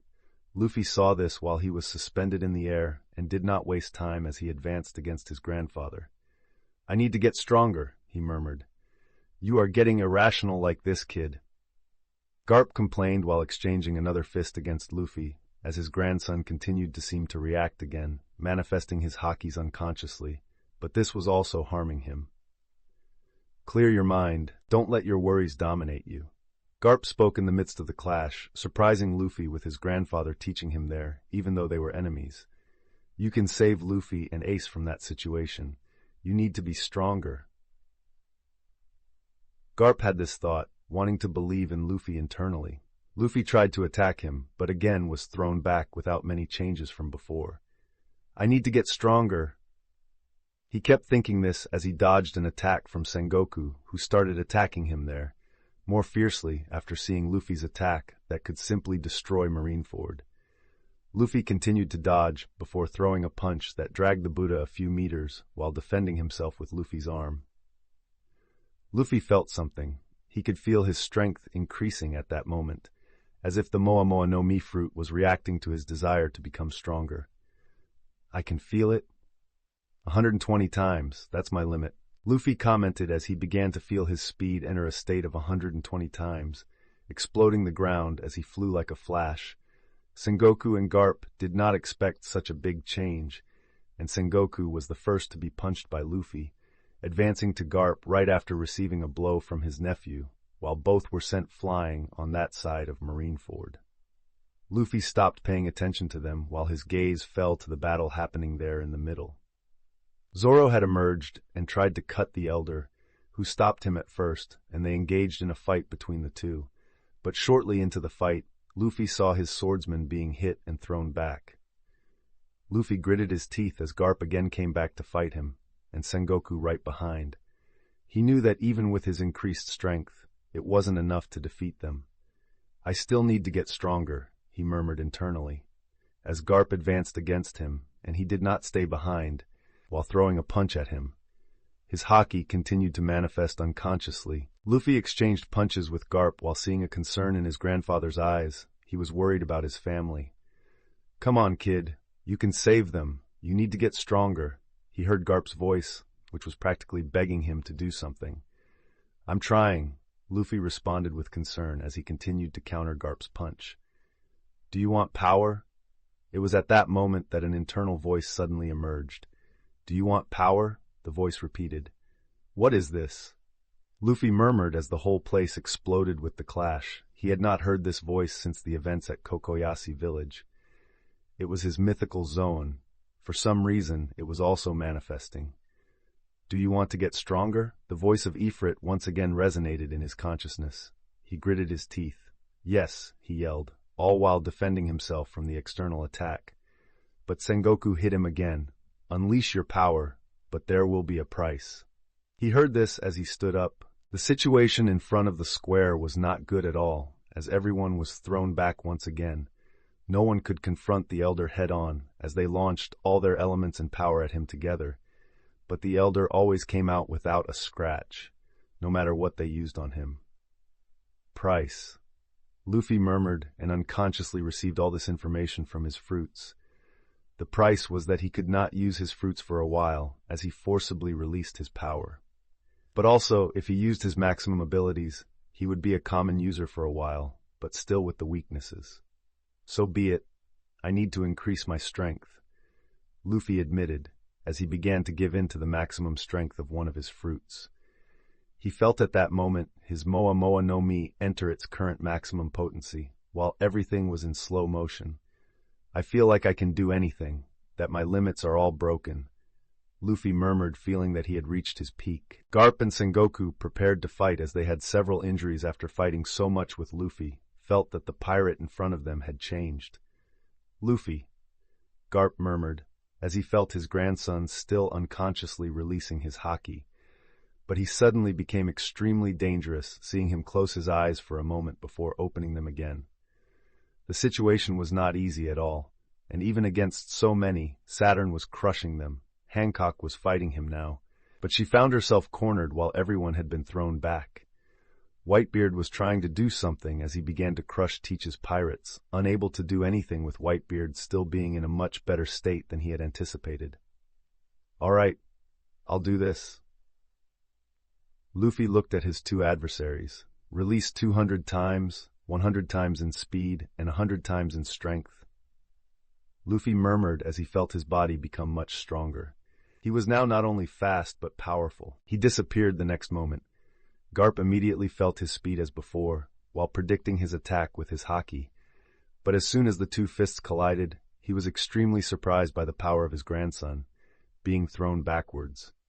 "Garp!"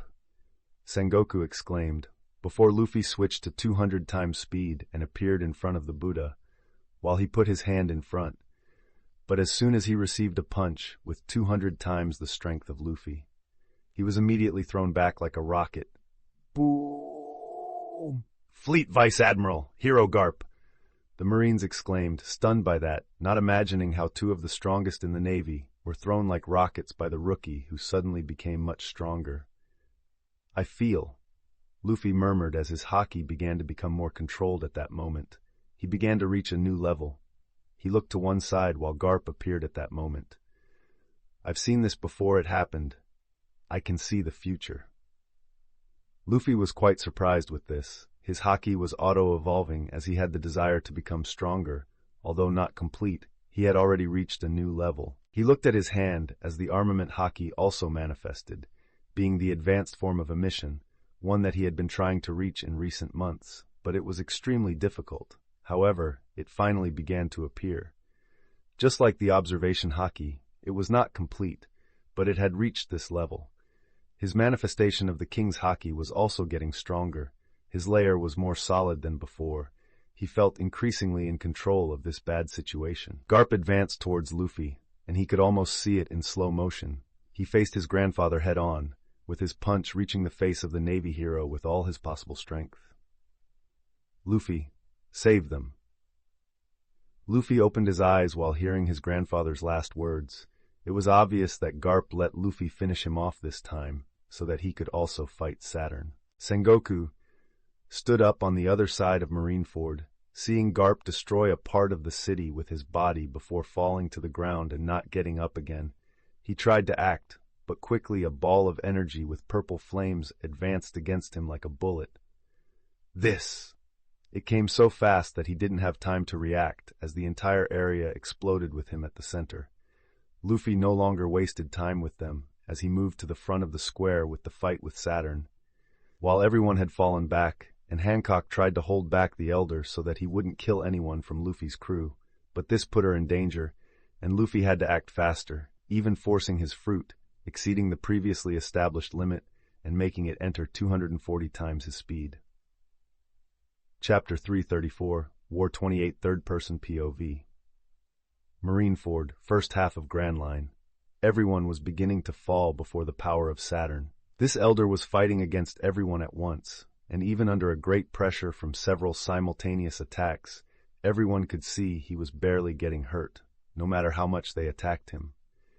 Then, at one moment, Zoro took advantage of an opening and cut him, severing one of his legs. However, everyone was shocked when Saturn's leg began to regenerate. He quickly threw Zoro back, making the swordsman crash against the ground, injuring him.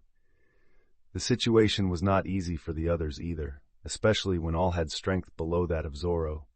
Even the giants were thrown around like dolls from the impact. Hugo received such a strong attack from Saturn that he fell out of his transformation while falling unconscious among the pirates.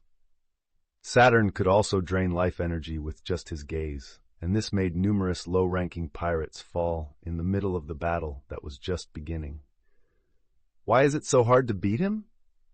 Lucy murmured as she leapt into the air and blew on her finger, inflating it and creating a giant hand like a balloon before launching her attack at the Elder. Saturn just saw this and merely scoffed while watching the insignificant attack, raising his hand before easily stopping it. Why is it so hard? Lucy murmured, gritting her teeth and quickly losing her attack. Saturn began to launch several fireballs towards the girl in the air with another ability from his own Akuma no Mi. "I won't let this happen," a voice exclaimed, and Ace quickly flew up in flames. Ace appeared in front of all of Saturn's fire attacks, which exploded in the air. "Ah!" Ace exclaimed as he fell to the ground, surprising everyone since he was burned. Even being a Logia of the body, he fell like a puppet on the ground, while looking trembling at his charred hands, wondering how this could be happening. "Do you think I can't burn you?" Saturn mocked. "But even though you are the son of that man, you are not as important as the 4 people here, so you don't have my interest." Saturn mocked and saw Lucy fall at that moment beside him. He again went to launch his attack on Lucy, but all the Straw Hat members did not let it happen. Everyone used their greatest powers. Choo-Choo opened his mouth, sending all the elements, Quina throwing huge shards of ice, Nami and Vivi with the power of the wind, Nojiko punching with bombs, Robin transforming into her giant demon form, Zoro launching his dark cutting energies, Hachi using 6 styles, Shirahoshi launching her trident, Alvida using her weapon, Chopper punching him to the ground, Baby 5 launching all the missiles she could, and Jinbei launching his aquatic karate. It was not just them, also the division commanders, while Jozu, Vista, and the others launched their attacks at the same time, powerful enough to destroy a reinforced gate of justice when launched together. Immediately, a huge explosion occurred in the square with Saturn in the middle of it, even blasting the wall that separated the bay from the square back, vaporizing it. Saturn seemed to evaporate, leaving a view to the frozen and destroyed bay with a huge smoke rising in the middle of the view. As the smoke began to dissipate, a shadow emerged again, and Saturn appeared as if nothing had happened, recovering from the few cuts and injuries he had suffered as quickly as any icon fruit. "You are so weak," he mocked. Immediately, he launched a shock wave and his unique flames, causing the whole area to explode. In the next moment, everyone was burned and thrown back, with several injuries. Shochu and Chopper also fell unconscious due to the injuries they endured, while the rest of the crew was burning. He quickly moved to grab one of them before retreating, burying them in the ground with his claw. This was none other than Lucy, while her body was quite burned and injured. Being unable to do anything below the elder, being squeezed, and the only thing keeping her from being crushed was her body being made of rubber. "I finally caught you. You are a potentially dangerous threat to leave alive, so it's time to end this," Saturn spoke. As he raised his leg, transforming it into a hockey spear, before launching it towards Lucy on the ground, who could not react. But before he could kill her, he quickly lifted that leg even higher as another feather came running, while slamming against him, pushing him back a few meters as he was dragged. This was Hancock, who had used all her strength in that attack. "You bastard!" Hancock landed on the ground, looking furiously at Saturn, who had not even been hurt, nor had he been petrified by the effect of the love fruit, just scoffing with his gaze. "So you are betraying the Marines, Shichibukai?" Saturn said with a dangerous tone, "I will not let you hurt her. I will not let you kill her." She spoke with a determined look, not wanting to let her husband's sister die, as she did not want to see him sad. "Very well, then come. You will die along with them," Saturn decided. Immediately, a fight started with Hancock, while Luffy was still fighting against 2 enemies at that moment. Hancock's fight against Saturn was disastrous. The girl was on the ground a moment later, while no one had yet recovered from the last attack, and Lucy could not even stand up properly. Hancock was a bit hurt, while Saturn calmly approached to finish her. "You are pregnant," he accused, feeling the life growing in her womb.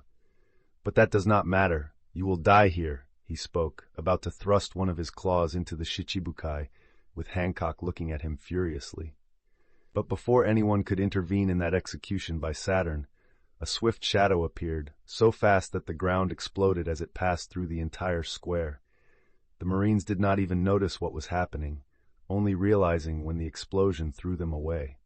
Luffy was feeling his body reaching the limit, even more now that he was surpassing all the limits of his fruits, but he did not care. He had gained a chance to unleash the true power and would not let Hancock die there, even if he had to use his body to defend her. And that was exactly what happened. Saturn could not react while he was about to kill Hancock. Luffy appeared right in front, exploding the ground with his feet, and was pierced by Saturn at that exact moment. Confused and surprised by the sudden explosion when he attacked Hancock. With the dust settling and Hancock opening her eyes, Saturn was also surprised to see Luffy in front of her, being pierced by his claw as it went through his chest. Hancock exclaimed, frightened. But it was not just her. Everyone looked shocked at that. Lucy also screamed nearby as she stumbled on the ground, looking frightened to see her brother in that state. Luffy! Ace trembled at that sight. Luffy! All his crewmates, still standing and injured, looked frightened at the scene of their captain being pierced. Luffy coughed a little as blood ran down his lip, and he looked at Hancock behind him. Get out of here now, he ordered so firmly to the girl. No, you are, she said, trembling. Get out now, Luffy shouted angrily at her, and Hancock, despite being enraged and frightened, nodded trembling and quickly moved away from him, grabbing Lucy, who was also there, and screaming for Luffy. Luffy looked at Saturn. Yeah, you are here, you bastard. He cracked a bloody smile, while Saturn looked on with amazed eyes. What was that speed? Not even I could react. It surpasses Kizaru many times, Saturn commented, frowning. Like it, don't you? Luffy taunted. But this is just the beginning, he said as he began to grasp the feather on his chest. Luffy was careful not to hit his heart, as that would mean his death. Even with immense pain, he was satisfied that he succeeded in protecting the mother of his children and his children. Luffy felt Saturn's claw heat up at that moment as he pulled it out of his chest and threw it forward, with blood gushing from him in hemorrhage. His skin around the hole in his chest began to turn dark. This is one of the effects of my power. You will die horribly, Saturn mocked, as he had something similar to Magellan when he used his awakening. All of Saturn's claws could generate this effect while the ground began to melt or corrode around him at that moment. You are really dangerous, and I didn't expect to find someone like you here, Luffy said while spitting out some blood. He didn't seem to care about his wound. His skin began to darken, spreading like a virus. Everyone looked on in shock, even behind the screens, where everyone was speechless, watching the events unfold in ways they did not anticipate. First, an elder in person was there, showing that the world government had such power in their hands, surpassing even the power of the Navy. And another moment, Luffy appeared there, looking like he was going to die in front of everyone. People were shocked. Others cried at this moment, as they knew him. His crew was devastated seeing their captain in that state, but Luffy didn't seem to care about any of that. He appeared calm, and Saturn frowned when he saw the pirate's expression in front of him. Something was wrong, and he didn't know what it was. In the end, Luffy had reached the limit of his body using 240 times his speed, but he was still far from finished. He would surpass what his body could endure even more until his people were out of here safely. After all, he still had one card left. He sighed even with that hole that seemed to have destroyed part of his lung. Everything seemed to calm down for him at this moment. Luffy noticed that around him, everything began to disappear while darkness filled his surroundings. There in front of him, in the middle of the darkness, lights began to appear, or rather, purple flames began to burn, while a gigantic creature stared at him with eyes between the flames and the darkness. "Do you want to use my power?" the voice asked, one that Luffy still remembered very well when he heard it for the first time, ancient and powerful. "Yes, I am ready to pay the price," Luffy spoke. "All right, then use my power as much as you can use, and I will sleep after that. When you come back, I don't want to see the weakling you are again, since you don't have the capacity to use all my strength yet." The voice spoke and mocked Luffy. Luffy almost laughed at that. After all, his fruit was calling him a weakling even after reaching such a level, but he still had to admit he was far from the top of this world. He sighed and looked firm, even with the hole in the middle of his chest, and nodded to the creature while ignoring all the pain he felt. "Remember, I am not like the other icons. I will be the Lord of Chaos." The voice spoke again as the darkness around him began to change again, and the flames he was seeing disappeared. Luffy found himself again in the middle of Marineford Square, while everyone stared at him breathlessly. Garp was scared in the distance, joining his crew, while Whitebeard frowned. Luffy, who had stopped to sigh, lifted his head a few inches, staring directly into Saturn's eyes. They shone as if everything was all right now, with the elder looking curiously at him. What is happening to him? He should be dying. Something isn't right. I feel something is coming.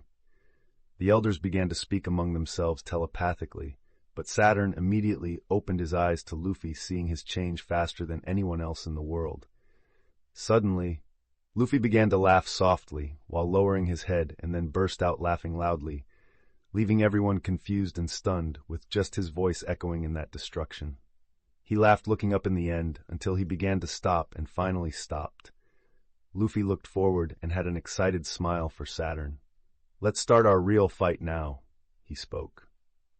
The next moment, all the darkness that was reaching his skin suddenly began to disappear, and the hole that Saturn had created, piercing several parts and various internal organs, began to be rebuilt in an instant.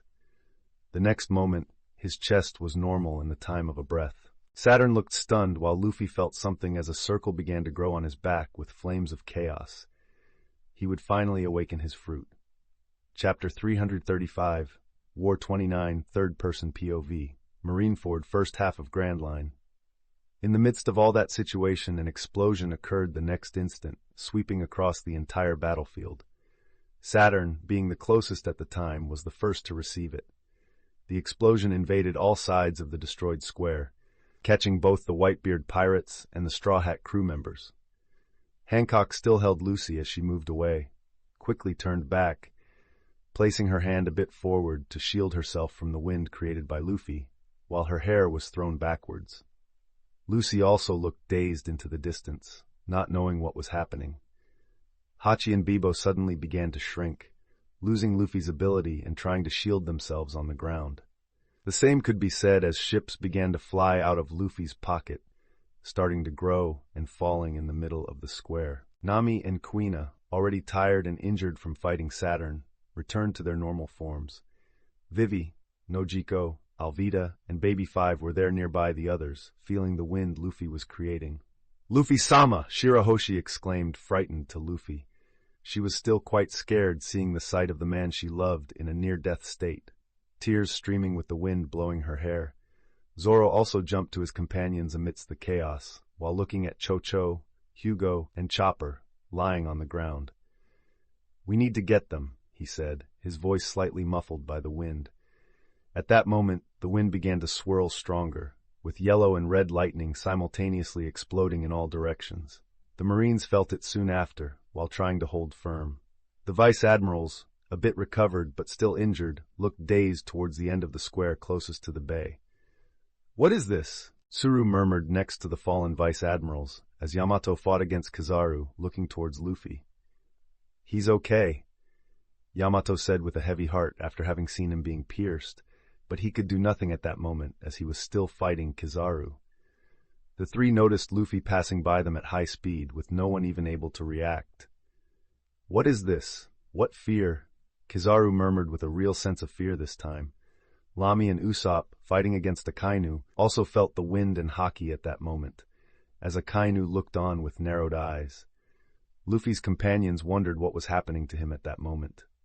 Kuzan, Reiju, and Marco were also hit by the wave of Conqueror's haki, which passed beyond the gap that Whitebeard had created, moving to the other side of the square. Meanwhile, the rest of the Marines, mostly with Sengoku and Garp, looked from a distance as Garp stood up and stared wide-eyed, his shoulder sagging.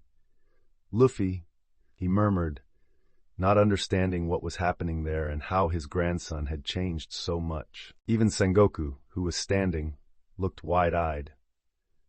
Whitebeard, who was knocking down Teach again as he screamed in pain, felt the impact of the Conqueror's haki, along with Teach's other crew members shielding themselves from the wind, as the strongest man in the world turned to look at the start of the square.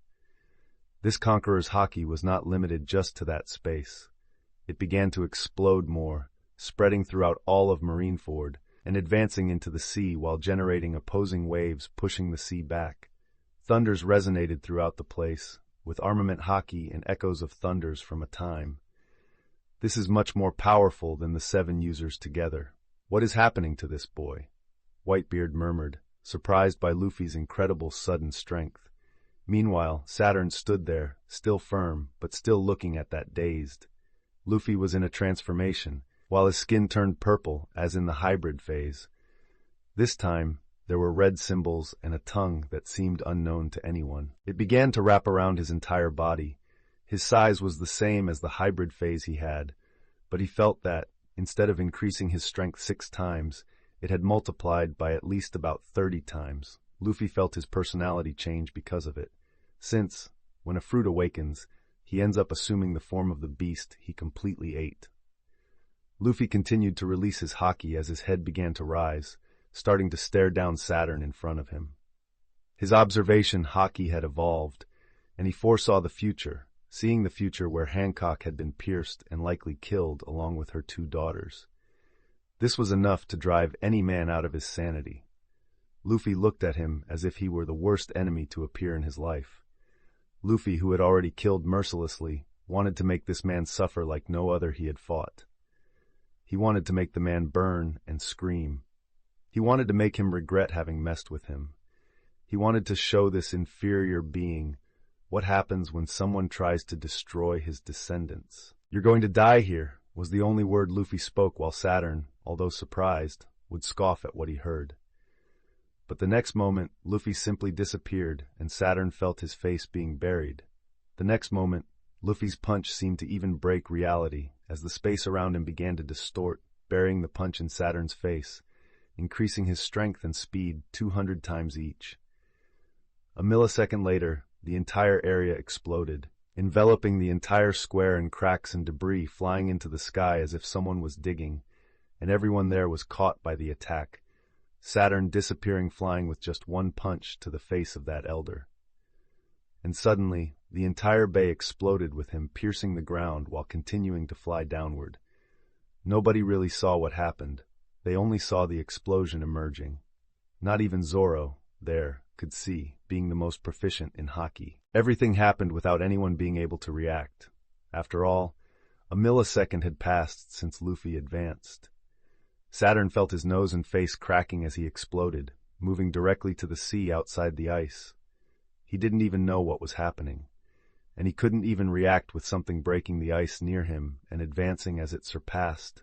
Luffy traveled the ice without any resistance, while his own body emitted a layer of heat, burning the ice as if it were a sword piercing soft sand in an instant, since his flames had entered another level, entering the form that could consume matter with its high heat, corroding everything around him without even needing to touch it. He practically flew, and as soon as Saturn tried to regain consciousness once again, he felt the impact on his back, breaking all his bones and flying again, exploding that area. The entire ice of the bay suddenly exploded upwards with the force of Luffy. Everything happened in just 2 or 3 milliseconds, while Luffy threw it to the bay and exploded the entire bay. No one could understand anything or even have a thought with all that happening, still trying to recover from the first attack that blew up the entire square while the bay and the ice flew everywhere. The bodies of the other Tenryubitos and unconscious Kong also flew to the sky with the ice. Luffy had destroyed the entire bay of ice with a single punch, while the sea, wanting to fill that waterless area, quickly rapped against it. But as soon as it reached, it suddenly vaporized at the same instant without being able to touch him, generating an explosion of vapor. But he did not stay there for long, since he had to make that elder suffer more. Saturn was sent out towards him like a broken doll, flying above the ice, reaching 3,000 meters in less than 0.001 seconds. And as soon as he opened his eyes, Luffy was already there, preparing to deliver an uppercut to him while his space distorted, stronger than any other. The punch was so powerful the next moment that a part of the elder's mass simply disappeared from his body, while all the clouds around also vanished with just that punch, generating an impact so powerful that it emitted pressure in all directions. Saturn was sent flying towards space at a speed that no one could follow. The people of Marineford were still reeling from the square being destroyed by Luffy's first punch, when it suddenly stopped the next moment, as the impact of the third punch sent all the ice crashing back down instantly, causing everything to crumple under a pressure that no one knew where it came from. The entirety of Marineford felt the impact, as pirates and marines fell to the ground from the pressure coming from the sky, and even the sea itself was descending. The Tower of Justice simply sank, exploding into the ground along with the entire city. What is this? The strongest marines still managed to speak, but they were lying on the ground, feeling the pressure crushing them. Garp was there, unable to keep up with everything, trying to withstand the pressure of his grandson, with his knees on the ground to avoid being like most of the marines, crushed as their bodies seemed to bend against the concrete. The division commanders, admirals, and even the straw hat were on the ground, unable to move. The strongest could still be in a better position, but even Whitebeard, the most powerful in the world, was kneeling at this moment, looking at it with wide eyes. The entire sea of that area had been buried to the point that Marineford was showing its structure below it, from the earth to the concrete built. It was a surreal scene for everyone there. Buggy and all the prisoners were being crushed and frightened as they screamed, and even the Den Mushi seemed to shrink in its recording. Everyone watching had expressions from a second ago. After all this happened in less than a second. The pressure exploded and began to spread to all sides of the sea, while the clouds disappeared into the sea. Saturn was gushing blood as he flew among the clouds towards the planet's atmosphere. He didn't even know what was happening. It all happened in an instant, and he didn't even have time to feel the pain of his shattered body at that moment. Luffy reappeared in front of him and punched him once more, and another impact explosion occurred 200,000 meters from the sea, creating another impact while the Elder flew towards the sky. They passed through the troposphere, stratosphere, mesosphere, with Luffy feeling the temperature drop to minus 90 degrees Celsius, entering the thermosphere where the temperature increased, and finally they reached the exosphere. The temperature was so hot in this layer, not that it bothered Luffy, but the Elder had flames over his body. Saturn couldn't even enjoy the view of the planet he had now, with the entire orbit in front of him, close to finally leaving the planet's habitat and entering space. Luffy quickly followed him. With each step of his Geppo, he was tens of kilometers away, and saw that the Elder was beginning to regenerate his body. "It's time to end this," he said as he approached the Elder, clenching his fist as he began to accumulate flames, much more than any attack Luffy had ever attempted. He delivered a punch while Saturn could only watch, his death coming in a way he couldn't have imagined when he left Marijois, because Luffy simply struck him. The entire space around began to distort. Beyond the force, he had accumulated his emission and coating of the King's Haki. Saturn's body shattered as he was sent directly into space, with the purple flames generating a beam like a comet flying out of the planet, carrying the remains of Saturn's body. This attack was so powerful that the pressure once again descended downwards and exploded all the clouds in the sky and created more pressure at the point below Luffy. Being Marineford, the entire sea below once again, and everyone fell to the ground the next moment. Unaware of the chaos he had created thousands of kilometers below him, Luffy looked ahead. The entire world of One Piece was in front of him. He felt that his power was now on another level, that he could kill anyone he wanted in this world, but he also knew that this was temporary and had a price. He sighed and simply moved downward, disappearing the next moment. In just a few steps, Marineford under his pressure was in sight. He quickly advanced and landed on the island, but his landing simply broke the pressure and the entirety of Marineford began to rise at that moment, all arms of the moon in its bay rising to the sky, throwing numerous pirates and marines around, while another part of Marineford also rose, exploding everything. People behind the screens began to look at it in shock. No one knew what to say about it, and what exactly was happening. It all happened in 2 seconds since Luffy's first attack on Saturn, making everyone there feel between high and low in such a short time. The entire chaos took a while to stabilize as Marineford had its axes twisted with raised parts, while the sea returned to its normal level, but this caused chaos throughout the sea. People in Sabaody looked to one side with a rumble coming, and suddenly a powerful wind hit the island, like all the islands around Marineford. This was the impact of the first punch on Saturn taking him to the sky. A moment later, another explosion came from Luffy throwing Saturn into space, while everyone in the world could see a purple comet in the sky, seeming to move away from the planet. People screamed in fright, wondering if what they were seeing was real. No one could reason what they were seeing. Amidst the chaos, the dust settled, and Luffy was in the middle of the raised place. Everyone looked at him with fear. "This is not possible. What kind of power is this?"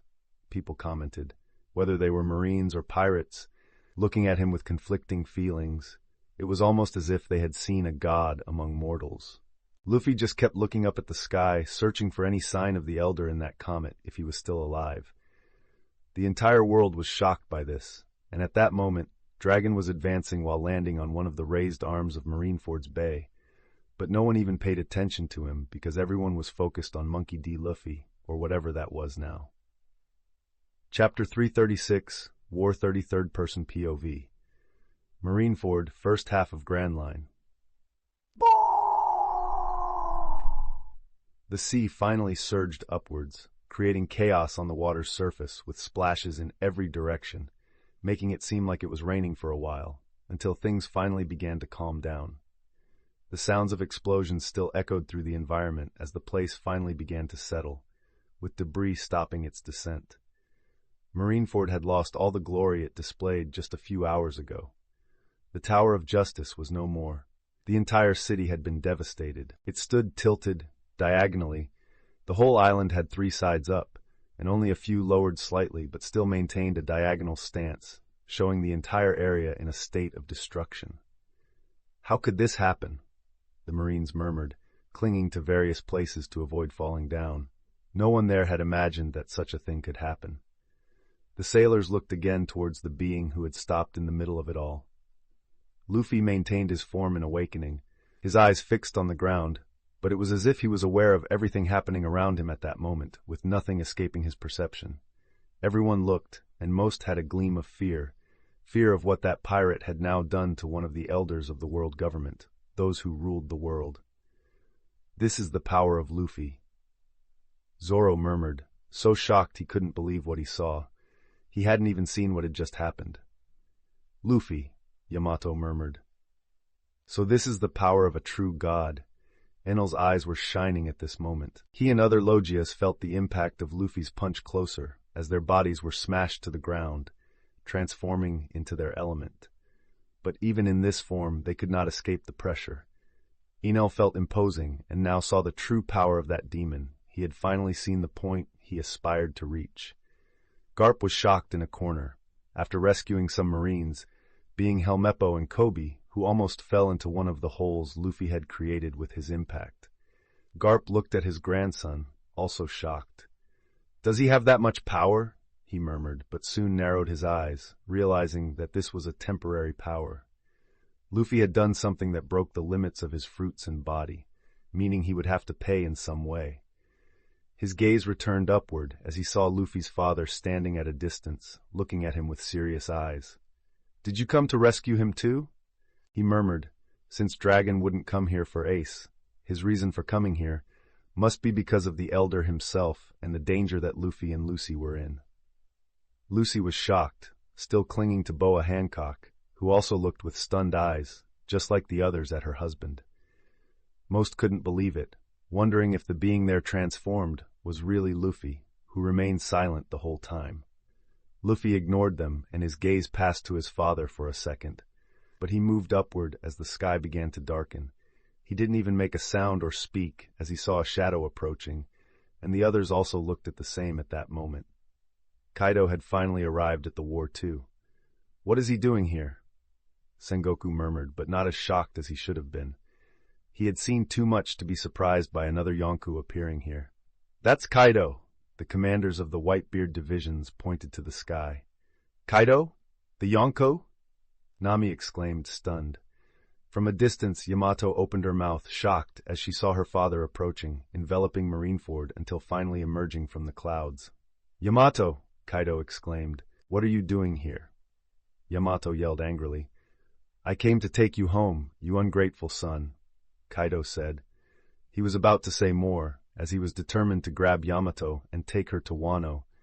But the next moment, there was an explosion in the middle of the destroyed island, with something being launched flying towards Kaido, as the dragon was surprised by Luffy shooting into the sky and seeing a man transformed into his beast form in front of him.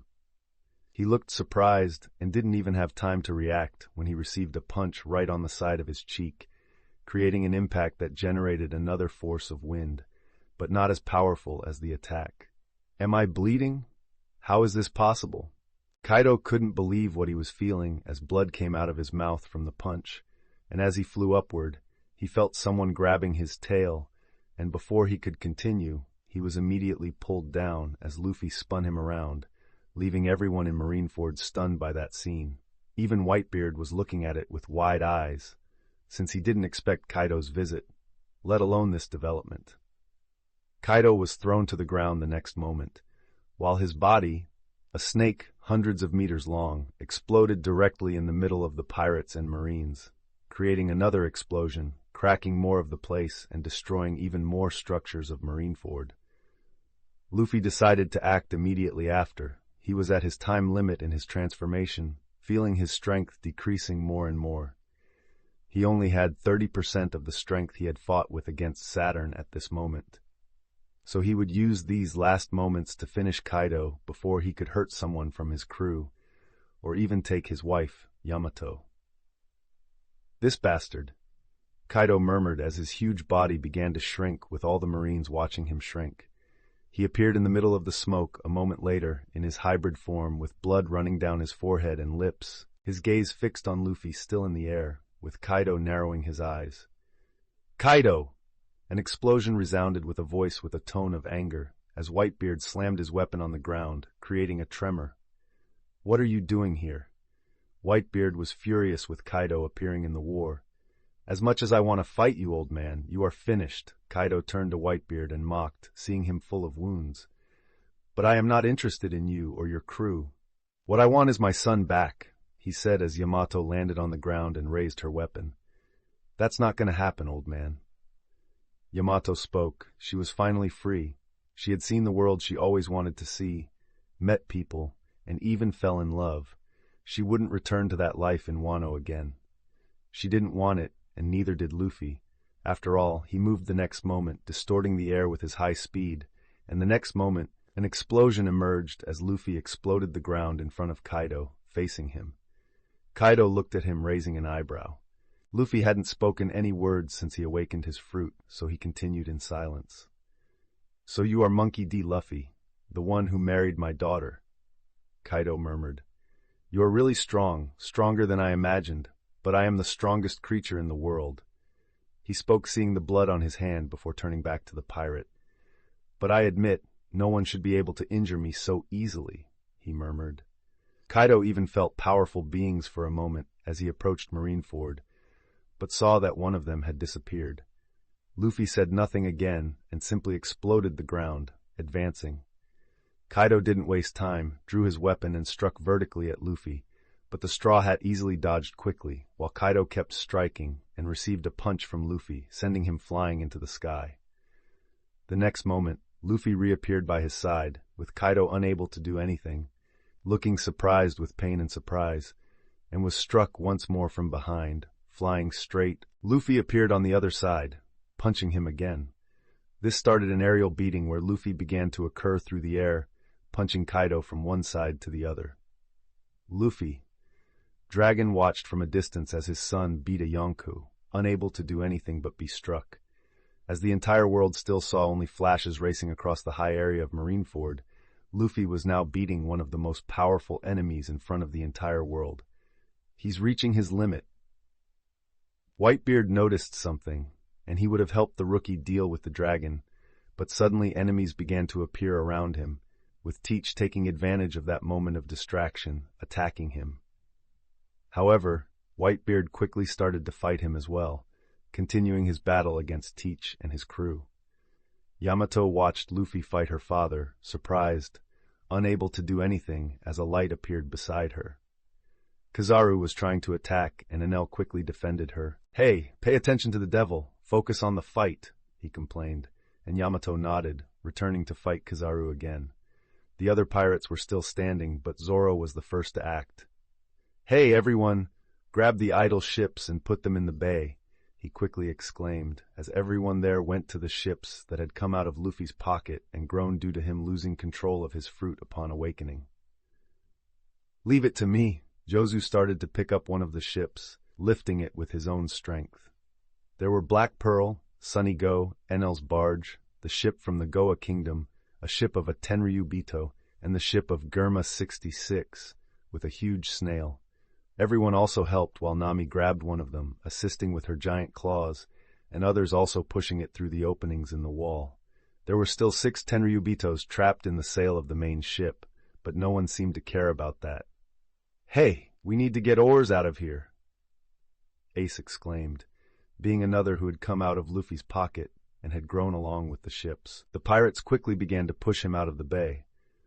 "Don't let the pirates get out," the Marines clamored and began trying to advance as everyone started to retreat, with the Straw Hat members taking the unconscious to their main ship. Black Pearl finally fell into the water as the crew members jumped onto it.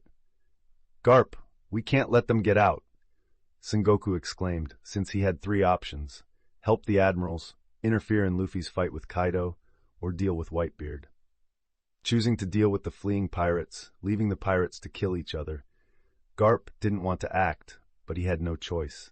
However, just as they were about to advance, a figure flew in front of them, preventing them at least from going to Luffy and the other pirates. "Dragon," Garp murmured, seeing who had landed, and Sengoku frowned deeply. "You can't let these people go sailing." Dragon spoke, looking at his father. "Chief Dragon!" Ivankov shouted, surprised from afar, as he entered the Black Pearl. "Look, it's the world's worst criminal." Reporters quickly began taking pictures and writing things, as bizarre as the events were. Luffy still continued to beat Kaido, but his punches began to lose strength. He was down to just 5% of his explosive strength, and Kaido finally managed to breathe easier. "This bastard. I didn't know he was so strong," Kaido murmured in the air, still being beaten. He was drenched in blood and wounded, not imagining that he would be beaten by anyone here. But he finally began to react to an increasingly weaker Luffy. Luffy was losing his strength at that moment. He felt that he could no longer hurt Kaido, and Kaido was finally able to defend himself, before striking Luffy with his weapon clad in haki with Black Thunder, and he was immediately thrown to the ground. Luffy coughed up blood as his body began to lose the effect of awakening, and Kaido took this opportunity to strike him, advancing to the ground. "Come on, get out of here. I need a bit more strength," Luffy murmured as his body flickered between awakening and normal form, as if he was commanding, but his current condition did not allow it. Kaido approached at that moment with his strike. "Rume Hake!" he exclaimed as he approached the ground, and just as he reached the Straw Hat, an explosion emerged and someone reappeared, striking against Kaido's weapon. Luffy lay on the ground as he began to completely lose his awakened transformation again. He saw the strongest man in the world engaging in a battle above him with Kaido, with the Conqueror's haki causing explosions everywhere. Whitebeard had just simply blown up Teach and the others, while everyone seemed to be fallen on the side of the destroyed part of the city. From the ground, Luffy watched in surprise. "So this is a battle between Yonkos," he murmured, while beneath the impact of the 2 weapons that weren't even touching. Whitebeard and Kaido momentarily distanced themselves from each other. Whitebeard might have been at a disadvantage against Kaido before, but now he was also severely beaten by Luffy. "Do you need help, kid? You'd better get out of here," Whitebeard said while waiting for the next attack. Luffy struggled to his feet, finding a bit of strength to do so. He raised his hand and tried to generate purple flames, but they appeared briefly and easily extinguished. "Seems like I've lost that ability for a while," Luffy murmured, feeling that his icon was no longer there. Once again, Whitebeard and Kaido clashed, and Luffy moved away while looking towards his companions. Apart from the battles with the admirals, all of them were boarding the ships as soon as they were placed in the bay. A group of vice admirals began to approach them to prevent it, while Luffy sighed and finally spoke again.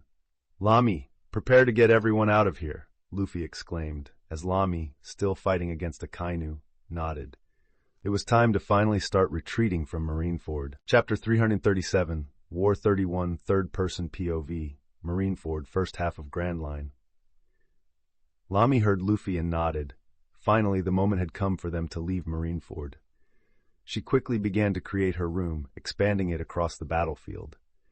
Meanwhile, Luffy couldn't help but look at his father there, keeping Garp and Sengoku occupied, while the ships were starting to leave the bay. He nodded at that and began running towards the end of the plaza, feeling Momonga appear beside him with his sword. He was quite injured, but that was normal after all his wounds on the battlefield. Luffy only had his body's abilities at that moment, with his devil fruits losing their effect. His cloak was all torn at this point, and he quickly discarded it while Momonga cut the cloak, with Luffy using it as a decoy. Momonga saw Luffy appear right next to the cloak, surprised as he received a punch coated with Luffy's haki. The Vice Admiral flew back at that moment, exploding the ground. Luffy resumed running through the destruction, shirtless. "We won't let you get out of here." Another Vice Admiral, Strawberry, tried to cut him while he moved his body, seeing the future, and turned his body, with the knife passing by his side. He was about to punch, seeing the opening, but quickly turned to the side as someone appeared with Soru and punched him with haki. Suru hit Luffy, crossing his arms while falling back and exploding the ground. But Luffy quickly started running again. "We have to stop him," Suru exclaimed, still standing in place, seeing Luffy pass by another side. "I won't let you go, Mugiwara." Dalmatian appeared at that moment, ready to punch him. "I want to see you try."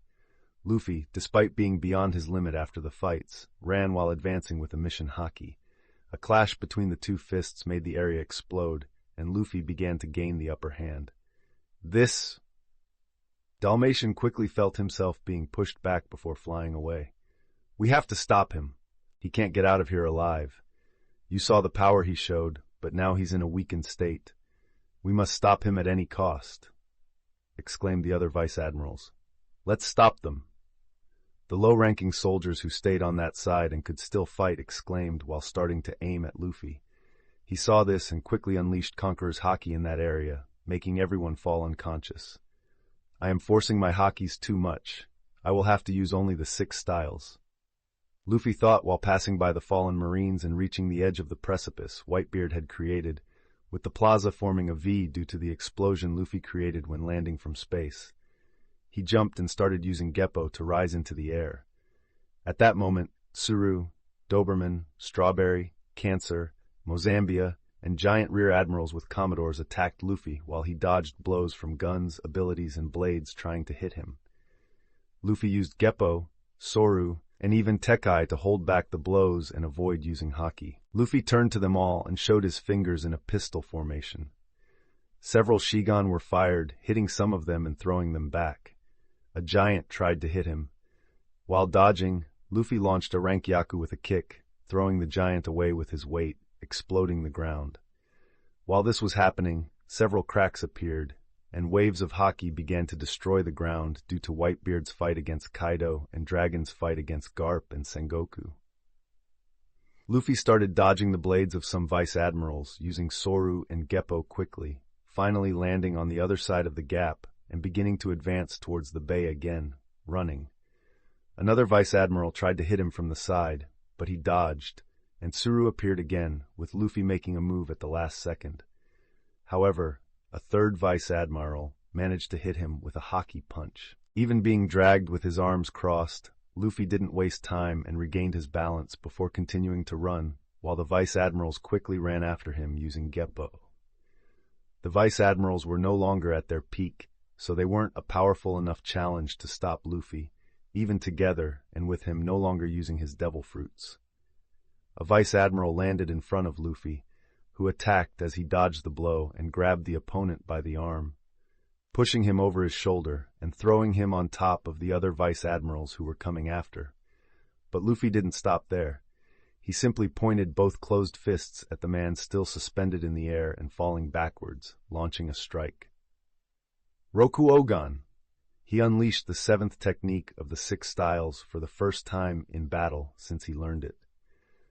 The tips of his 2 fists generated a vortex explosion, hitting that vice admiral, whose eyes turned white in the next moment as he fell defeated and advanced towards his companions, with the explosion hitting all the other vice admirals at that moment, throwing them back. Luffy sighed a bit and kept running. Now, there were low-ranking soldiers and admirals fighting against his companions on this side of the square. "Lami!" Luffy exclaimed, now able to enter the space she created. Lami heard Luffy and quickly started moving everyone inside her space with the Opa no Mi. She, Usopp, Marco, Reiju, Enel, and Yamato disappeared with Luffy, reappearing at the edge of the square, near the exit. The ships now in the middle of the sea were starting to depart, all full of pirates leaving the square, but there were more ships at the edge of the bay where other pirates could take them. Even the Moby Dick, which had fallen after Luffy exploded the ice in one corner, the Whitebeard pirates began to fill it as they reached it. This also happened with the marine ship that the prisoners from Impel Down had come on, with them on the ships, and Buggy still filming Marineford from that angle.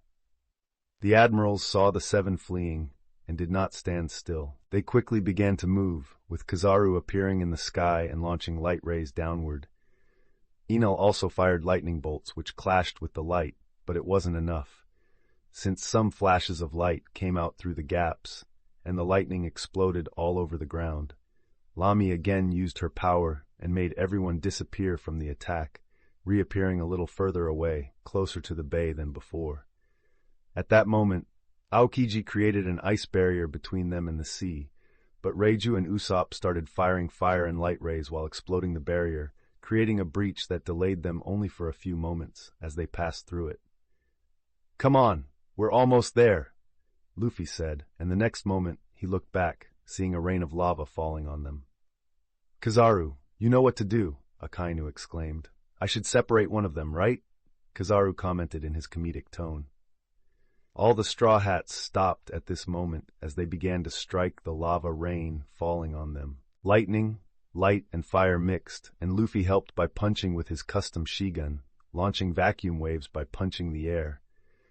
It was at this moment, as Lami was about to teleport them again, that Kizaru appeared in the middle of them. Before they could react, he kicked Luffy, who shot to the side of the bay, only having time to cross his arms, while Kizaru was quickly hit by several members who struck him in the next moment with anger, sending him flying back.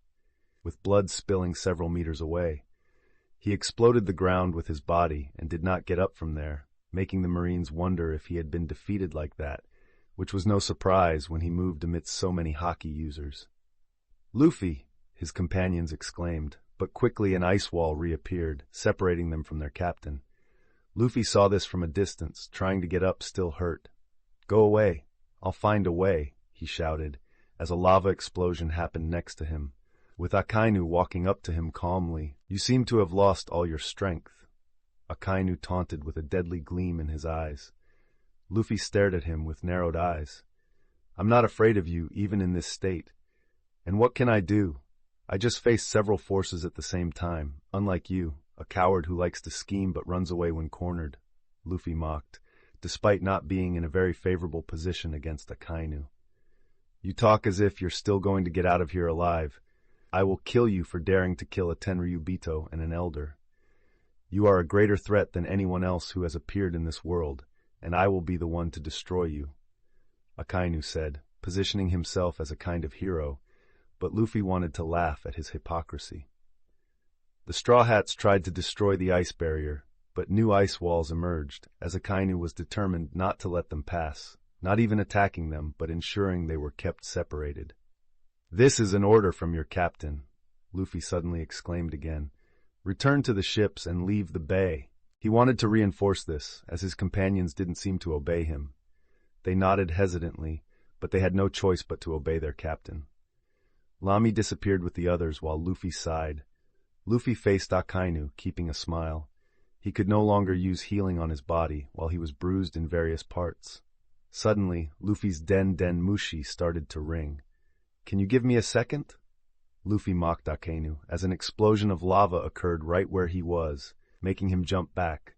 Another lava strike from a giant fist tried to hit him, but he dodged and grabbed the ringing Den Den Mushi and answered it. "Luffy, come here immediately," Nami exclaimed. Her face on the Den Den Mushi looked scared, but it wasn't that simple. "Luffy!" Another voice emerged. Luffy heard the tone of concern in Hancock, seeming like she was feeling unwell. "Luffy! Luffy!" Lucy seemed scared. "Luffy, we're coming!" Ace exclaimed. "Wait a little longer, Captain." Zoro said no, Luffy said calmly, dodging another blow from Akainu, careful not to touch any drops of lava.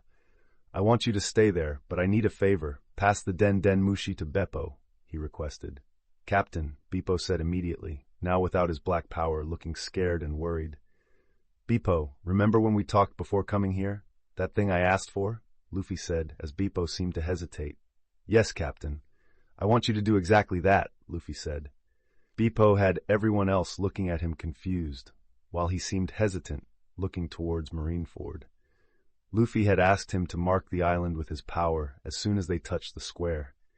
He raised his hand and pointed, while all of Marineford suddenly started to tremble.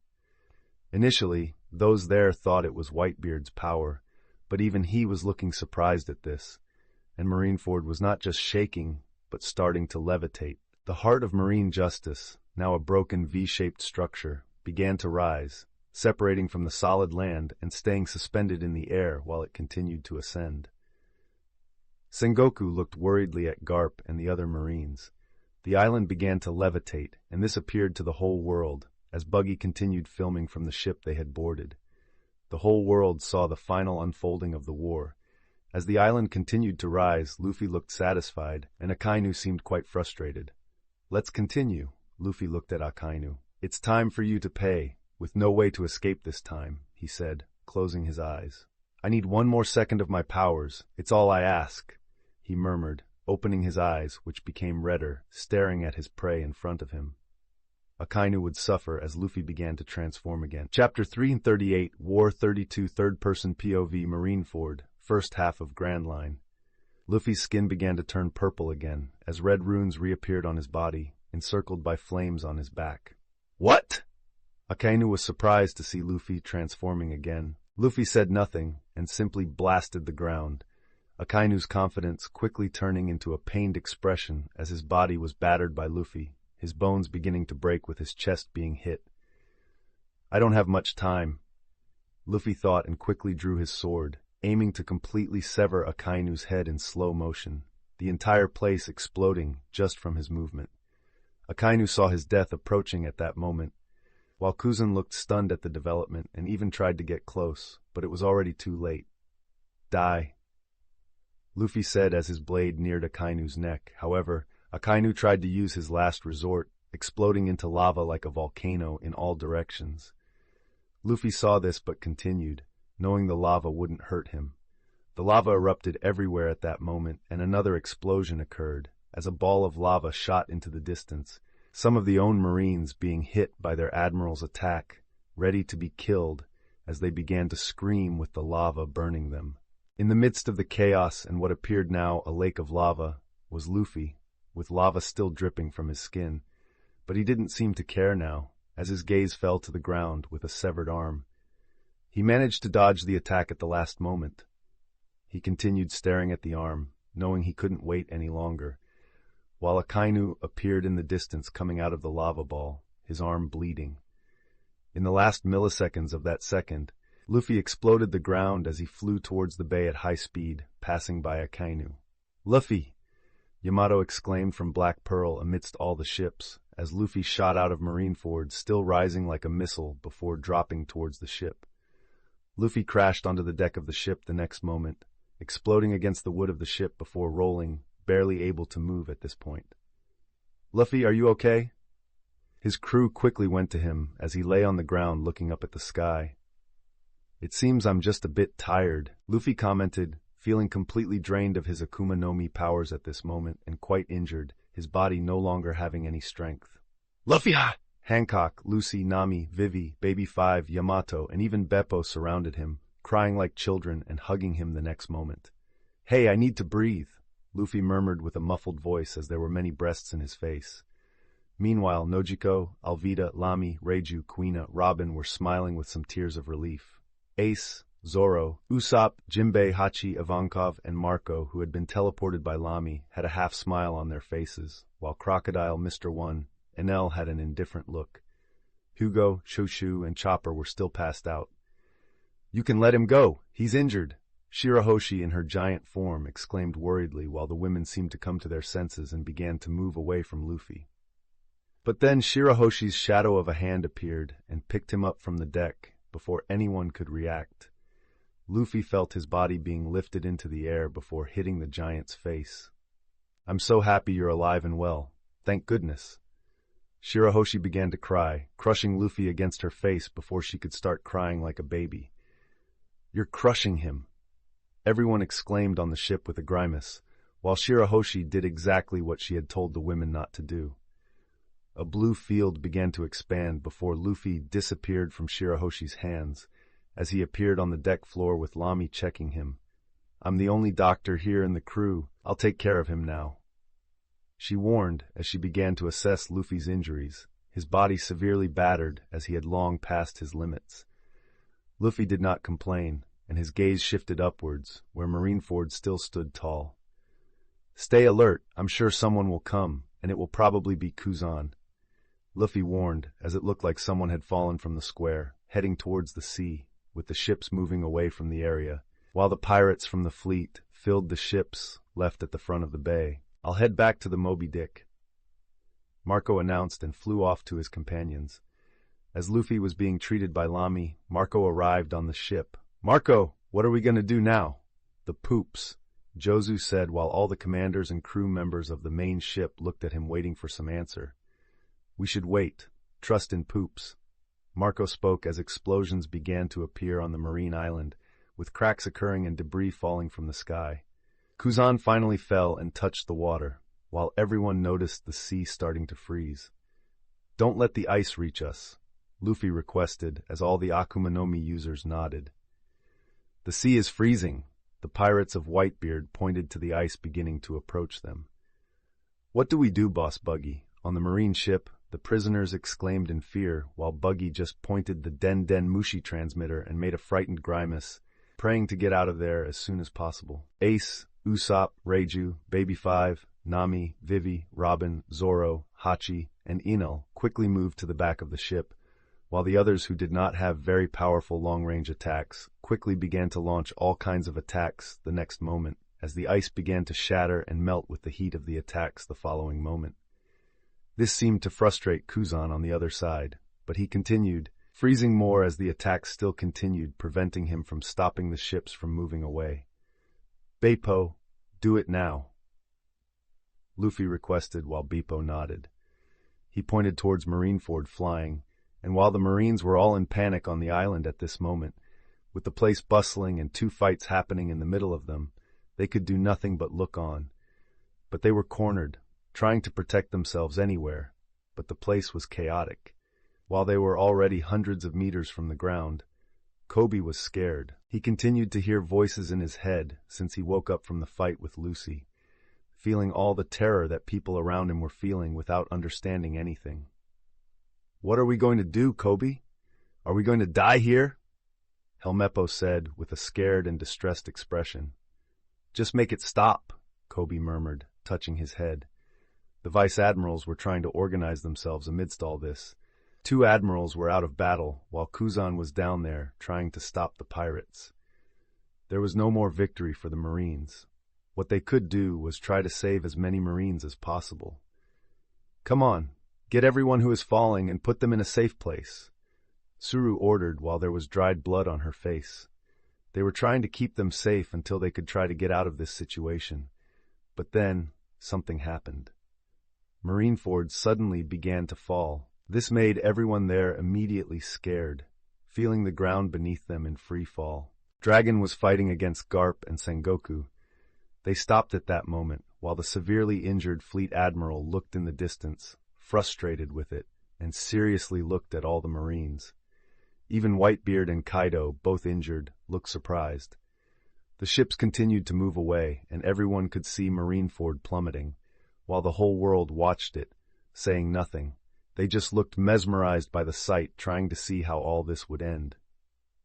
Explosions continued to happen at the site while Whitebeard used his power.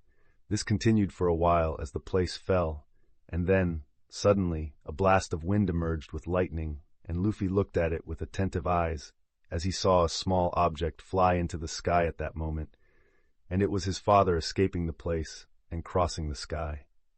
Dragon's gaze returned to the same ship, which continued firing several explosive flashes on top of the ice that pursued them. Dragon and Luffy seemed to stare at each other at that moment, as the man in the sky gave a small smile and shot towards the horizon the next moment. "We'll meet later, father," Luffy murmured softly. Another explosion emerged as a dragon began to grow and fly into the sky.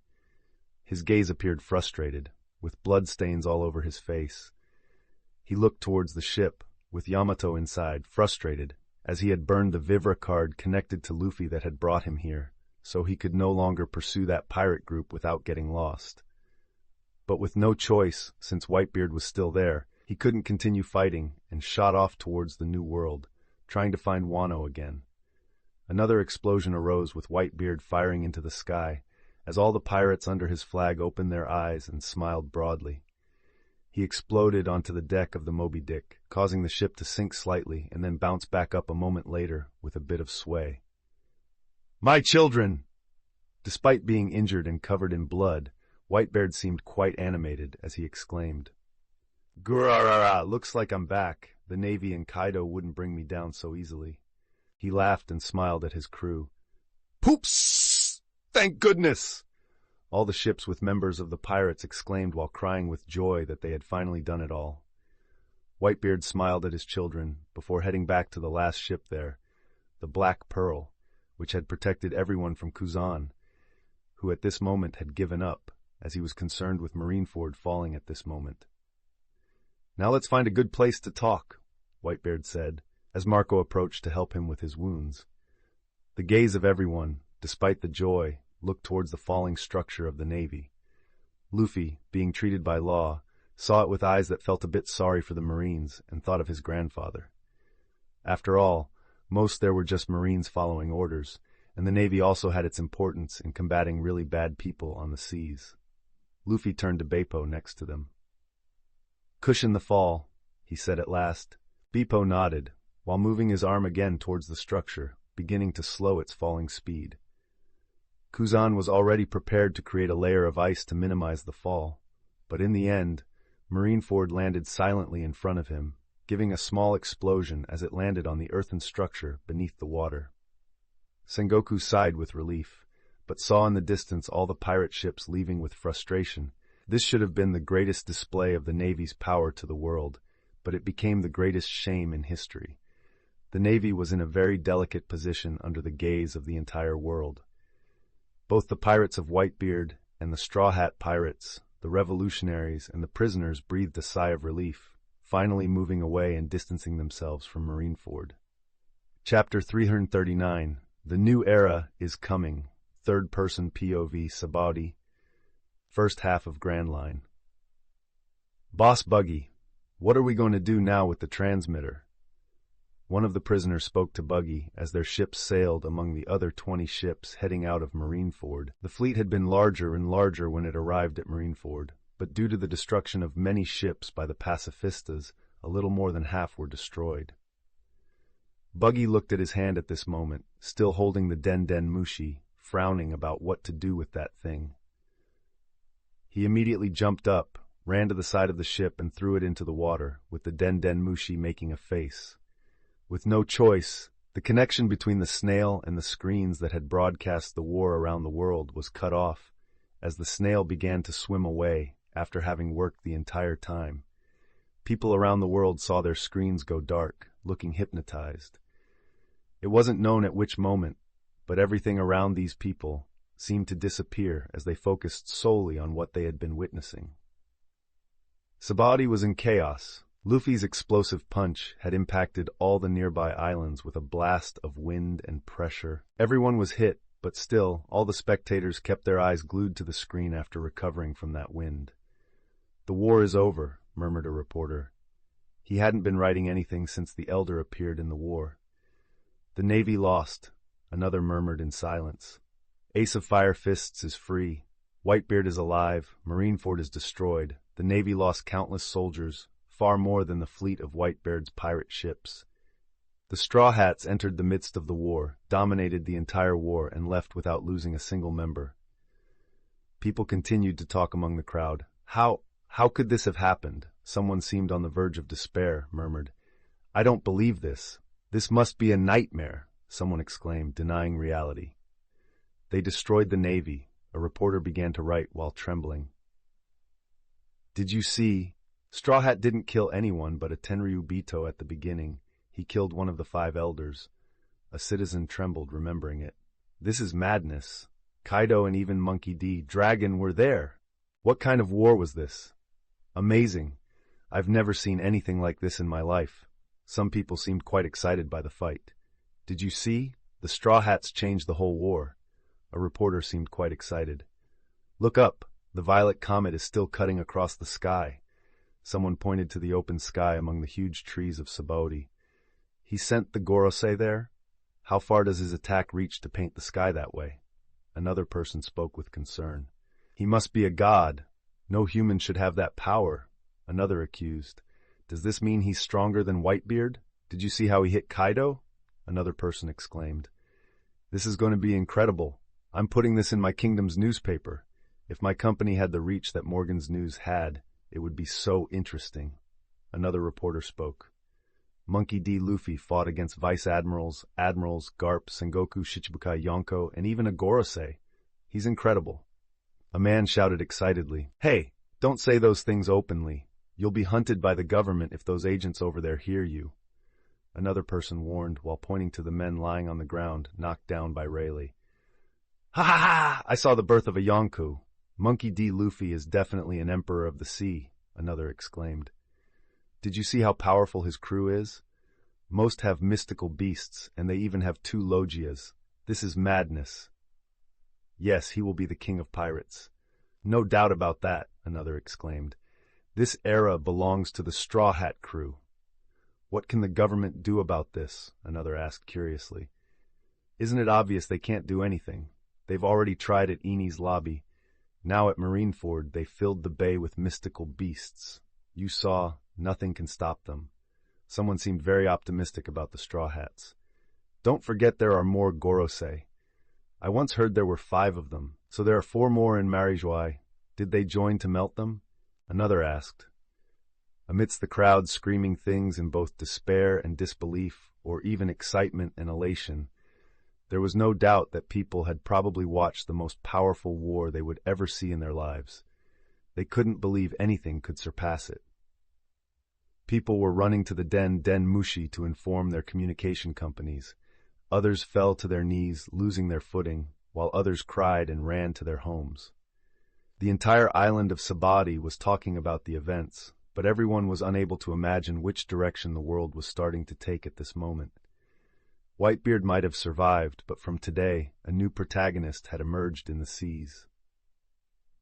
An old man took a sip from his bottle atop a tree. Rayleigh had made a great number of faces while watching the entire broadcast, never imagining seeing so many things done by that boy. That boy. His awakening was done much earlier than he could have. What happened? Rayleigh still remembered Luffy's punches on the Gorosei, which made them travel to the sky until he lost sight of them.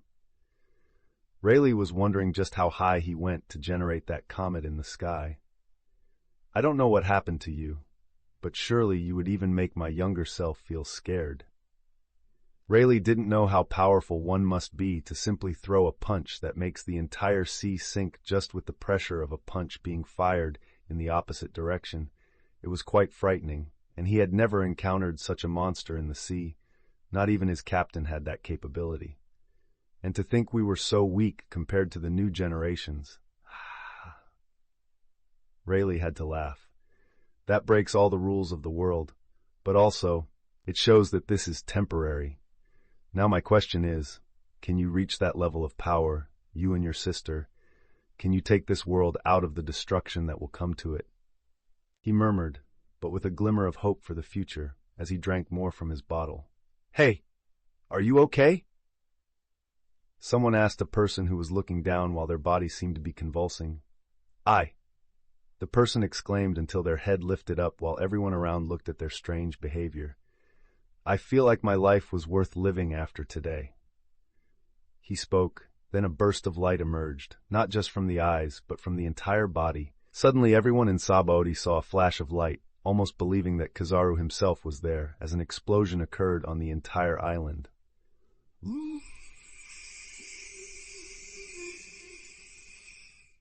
Bartolomeo exclaimed with his glow reaching the maximum power of a fan seeing his idol reach his peak.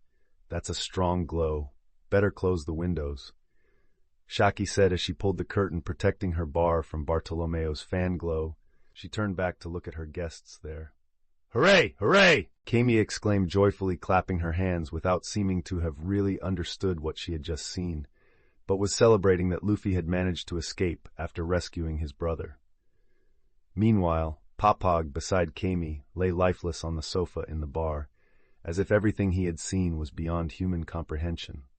Shaki sighed, understanding very well what he was feeling. They had caught a small screen hacking the broadcast from the main square and watched in the bar alone, then saw every detail of the battle while Buggy filmed it all. She never imagined being so amazed by this war. It seems the Straw Hat Boy has become the main protagonist in this event. "I wonder what his achievements will be in the future," she murmured, waiting to see what the future held for the young rising pirate. "I swear I will kill him!" Elsewhere, a girl was having a rage attack while still remembering the scenes of the pirates beating her father. He was left in such a bad situation that he fell defeated with an arm petrified and destroyed. "I will kill him, I swear," Bonnie continued to exclaim with so much anger. "Easy, Captain, we can't beat him. Did you see what he did to Agorase?" The men were terrified as their captain wanted to try and kill Straw Hat after what they saw on the screen. He was on a Yonku level, no, even beyond that after those explosive punches that could destroy everything. He even scarred the sky with his still-burning flames. "He defeated Saturn," Bonnie commented, seemingly stopping her rage attack. "I should have been the one to kill him, but if he defeated him and Dad is all right, I might forgive him." She whispered softly, "This was too much for me," Beiji said with a tone of defeat, while the rest of the worst generation just watched him walk away. "It seems like all those scenes were too much for him," Basil commented, appearing just as shaken. "Hey, Bej, are you still going to the New World? Are you giving up being a pirate?" Roj asked. While Beggy didn't even respond, "It looks like we'll just be picking up crumbs like this," Killer murmured. "So this is the real power of the Straw Hats," Kid murmured, before giving a more cautious look. "That power made by Monkey D. Luffy. No human should have such strength. How can he reach a level that even makes Whitebeard's power look second-rate?" he exclaimed, gritting his teeth. "We have a chance of taking the top spot like this." Scratchman Apu murmured a bit frustrated, unsure if he could handle such power. This way, Monkey D. Luffy would win all the territories. He glanced at someone and moved away. X-Drake was leaving there without speaking to anyone or expressing any comment, but anyone who saw his face from the front would see his extremely somber expression, which wasn't surprising for someone seeing their own organization being destroyed while he was working as an undercover spy. His wish was to help the Marines, although he doubted if he would be of much help. The scenes of the Straw Hats arriving, the Conqueror's haki, the mystical beasts, Luffy facing all three admirals at the same time, fighting against Garp and Sengoku, throwing the prisoner's key and freeing him, the fight against Saturn, the destruction of Marineford, and the moment they fled. All of this was going through X-Drake's mind. He had to get in touch with the Navy to know what to do, because after today, the Navy's plans might change a lot. It wasn't just X-Drake thinking about those scenes. Other smaller pirates who wanted to maintain their independence even if they were not from the worst generation saw that event as an opportunity. "I'm heading to the sea. Marineford isn't far from here. I'll ask to join the Straw Hats," someone exclaimed. "Me too. Even if it's just for the fleet, I want to be under the wing of someone with those capabilities." Another spoke. "The era belongs to Monkey D. Luffy. a third shouted. Let's talk to him before he enters the New World. They decided, as they ran to their ships, everyone hoping for an opportunity to join the most powerful group, confident that Monkey D. Luffy would really achieve the ambitions of his words, which were to dominate the seas. And seeing Luffy demonstrate a strength that surpassed Whitebeard got all the pirates excited. Many who had already thought about joining a Yonko's crew quickly changed their minds, leaving Sabaody counting on the chance to meet part of the fleet leaving Marineford.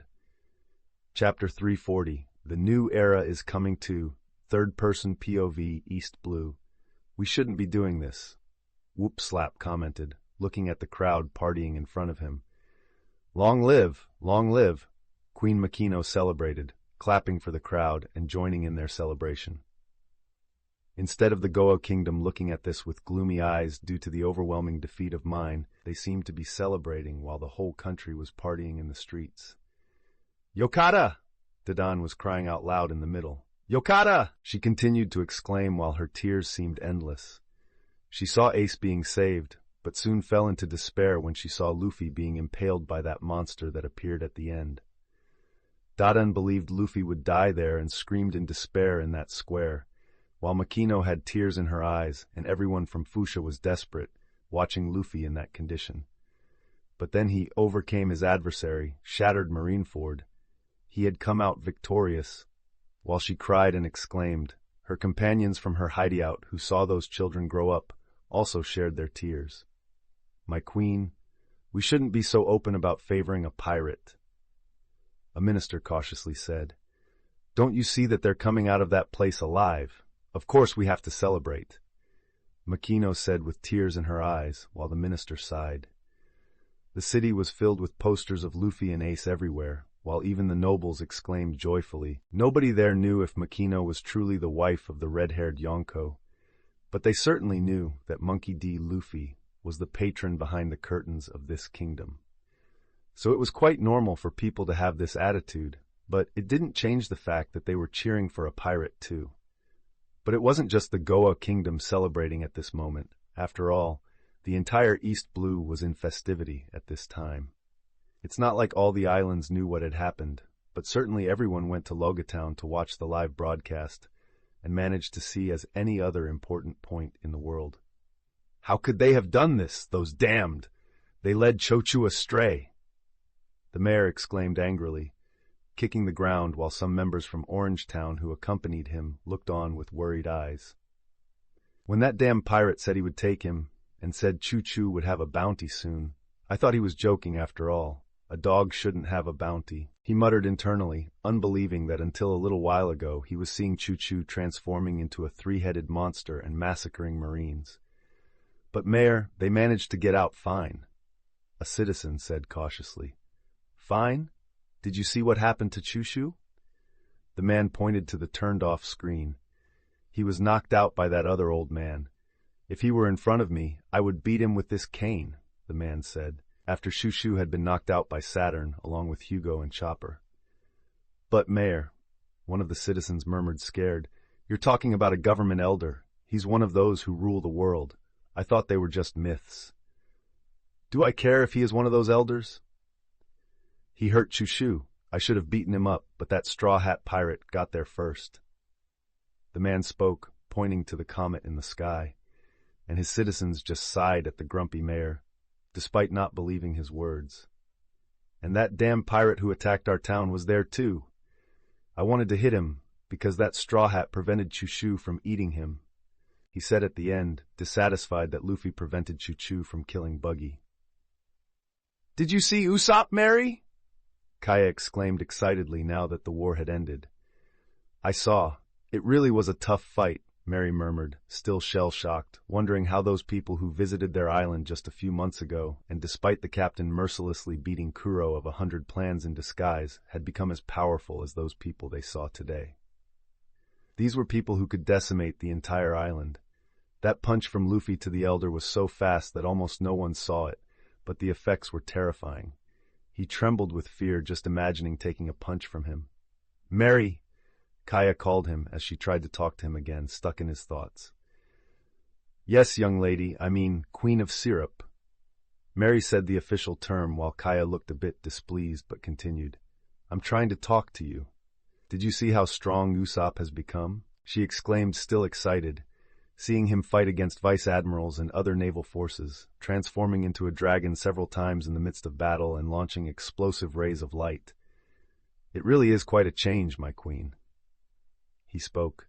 Mary had to admit that even Usopp had become a monster, imagining how he would deal with Kuro at this moment.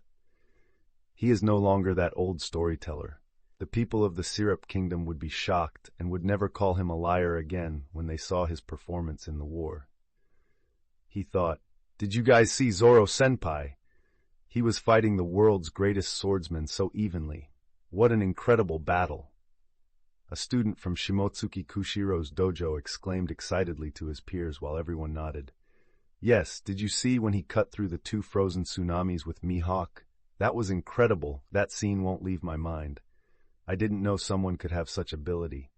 Another student joined the conversation. Can we become as strong as Zoro-senpai-sensei? They exclaimed, looking at Shimotsuki, who was there with his arms crossed while looking at the turned-off screen. Maybe. It all depends on how much effort you put into your sword. Shimotsuki replied with his eyes fixed on the same spot. There were many things happening there. First, Zoro showing himself to be someone who even surpassed him at this moment, and it hadn't even been a year since he had left East Blue, and he was already fighting the user of Yoru in that manner. It was truly frightening, but not only that. Secondly, his daughter had also become extremely powerful, even though she couldn't be as strong as Zoro and many others. Being one of the youngest on that ship, she faced each adversary without bowing her head, be it that Tenryubido, the vice admirals, and even the Gorosei, something Shimotsuki never imagined seeing in his life. So he was proud and had to admit that his words were in vain, compared to the power Kuina had now. He might reach the top one day, even being a woman, and, lastly, and most unexpectedly, was Dragon, his old acquaintance, appearing there. But there was also no reason for him to be surprised, despite Ivankov, his old companion, also appearing in the middle of the war with Kuina and her crew. Dragon would never let his son be in danger, and probably he was there knowing the government elder was there, although in the end, his son took care of him alone. Kuina, Zoro, the world is changing, and a new era will also come. I want to see what your roles will be in the eye of the storm, especially what your captain will represent, he murmured. Did you see Reiju? She was incredible. A cook from Bharati spoke while everyone listened. Not just her, Zeph interrupted. The whole crew was incredible. That whole bunch has grown a lot since they left our restaurant, and it wasn't just in numbers. He spoke. That straw hat, I've never seen anyone so strong in my life, he commented. Everyone agreed, and a waiter in the group there shuddered at hearing that. After all, he had started an argument with Luffy as soon as he entered Bharati for the first time, and had asked for help from Reiju, where he had his first contact with Luffy at that moment. Just thinking that he could take a punch from him, his body would shatter, and he was all goosebumps about it. Zeph said no more while his cooks continued talking, until he looked up, saw the comet, and took a deep breath, wondering what the future of this world would be from today. Governor, are you all right? The secretary spoke to the governor of Kokoyashi Kingdom, who was trembling. Did you see? They made it out alive. The man celebrated excitedly, although he would now complain about Luffy letting the queens be in danger in a war. Yes, let's leave that for later. Let's go back to the kingdom. We have nothing more to stay here for, she spoke, and the man nodded. Celebrations for later in the year. Let's go. He looked back, while he had 2 warriors from the kingdom with him. Yes. Both spoke while crying, after witnessing so many emotions on those screens. They were none other than Yosaku and Johnny, who stayed in Kokoyashi after parting with the Straw Hats. Meanwhile, people were still there, commenting and exclaiming about what they had witnessed. Sailors looked at the crowd, stunned, unable to shake off a shiver after everything they had seen at the Marine headquarters. They hadn't been summoned to the place, as they were not elite soldiers, and internally they were thankful they didn't have to go to that hell. Did you see that Straw Hat kid? He's become so powerful, the man murmured. Yes, I was in Shelltown when I first met him. I saw him kill Morgan with a punch, ripping his head off, but now he really has become a monster. I never want to face him again, said the sailor in fear. Yes, I was at the looting of Base 16. They just arrived and started firing cannons. I never imagined seeing him like this. Not even the most powerful in the Navy could do anything to them. Another spoke, trembling. I faced them here and saw the fight between the monkey family. It was terrifying. The square is now quite repaired, but they had destroyed the whole place. Another spoke. Incredible, incredible, someone murmured, with a bottle in hand, watching the broadcast on the screens. He had climbed onto a roof and watched every detail, excitedly exclaiming at each shocking scene. To think I lived to see such a thing. My life is fulfilled with this kind of battle, but I still want to see more. The old man exclaimed, who was none other than the owner of the Gold Roger bar, and had met Luffy with Shirahoshi a long time ago. I'm sure my bar will start filling up looking for stories of Monkey D. Luffy. Maybe I need to update his name too. He spoke while leaving the place with a smile on his face, heading to his bar. Ah! A woman let out a scream, while beside her, a man raised his sword. The Navy lost, the Whitebeard pirates got what they wanted, but the one who won the war was Monkey D. Luffy, even with the entire Navy, an elder, and 2 Yonko on the battlefield. To the sea, men, it's time for us to make our name, he exclaimed, and a group of pirates who had recently set out to sea in the East Blue shouted, wanting to go to the New World at that moment. Yes, let's dominate those waters too. If the Straw Hats could do it in a few months, we can also become powerful, they exclaimed, and the group began to leave the square, making everyone cautious, clearing their way. They headed to their ship confidently. Meanwhile, there were other groups that had a slightly different thought. Let's find Monkey D. Luffy. Let's join his crew. We can't miss this chance. This era belongs to the Straw Hat, and as pirates from the East Blue as well, he will surely accept us, another excitedly exclaimed. This quickly became an epidemic. Even bounty hunters and even non-pirates began to exclaim, wanting to go to sea after the Navy's defeat. It only started where there were screens in the East Blue, but soon the whole sea would know what happened at Marineford, and this sea would become chaos with people inspired by Luffy. That's it for this part. Thank you for listening to What If There Was a Different Luffy. If you enjoyed the video, please like and subscribe.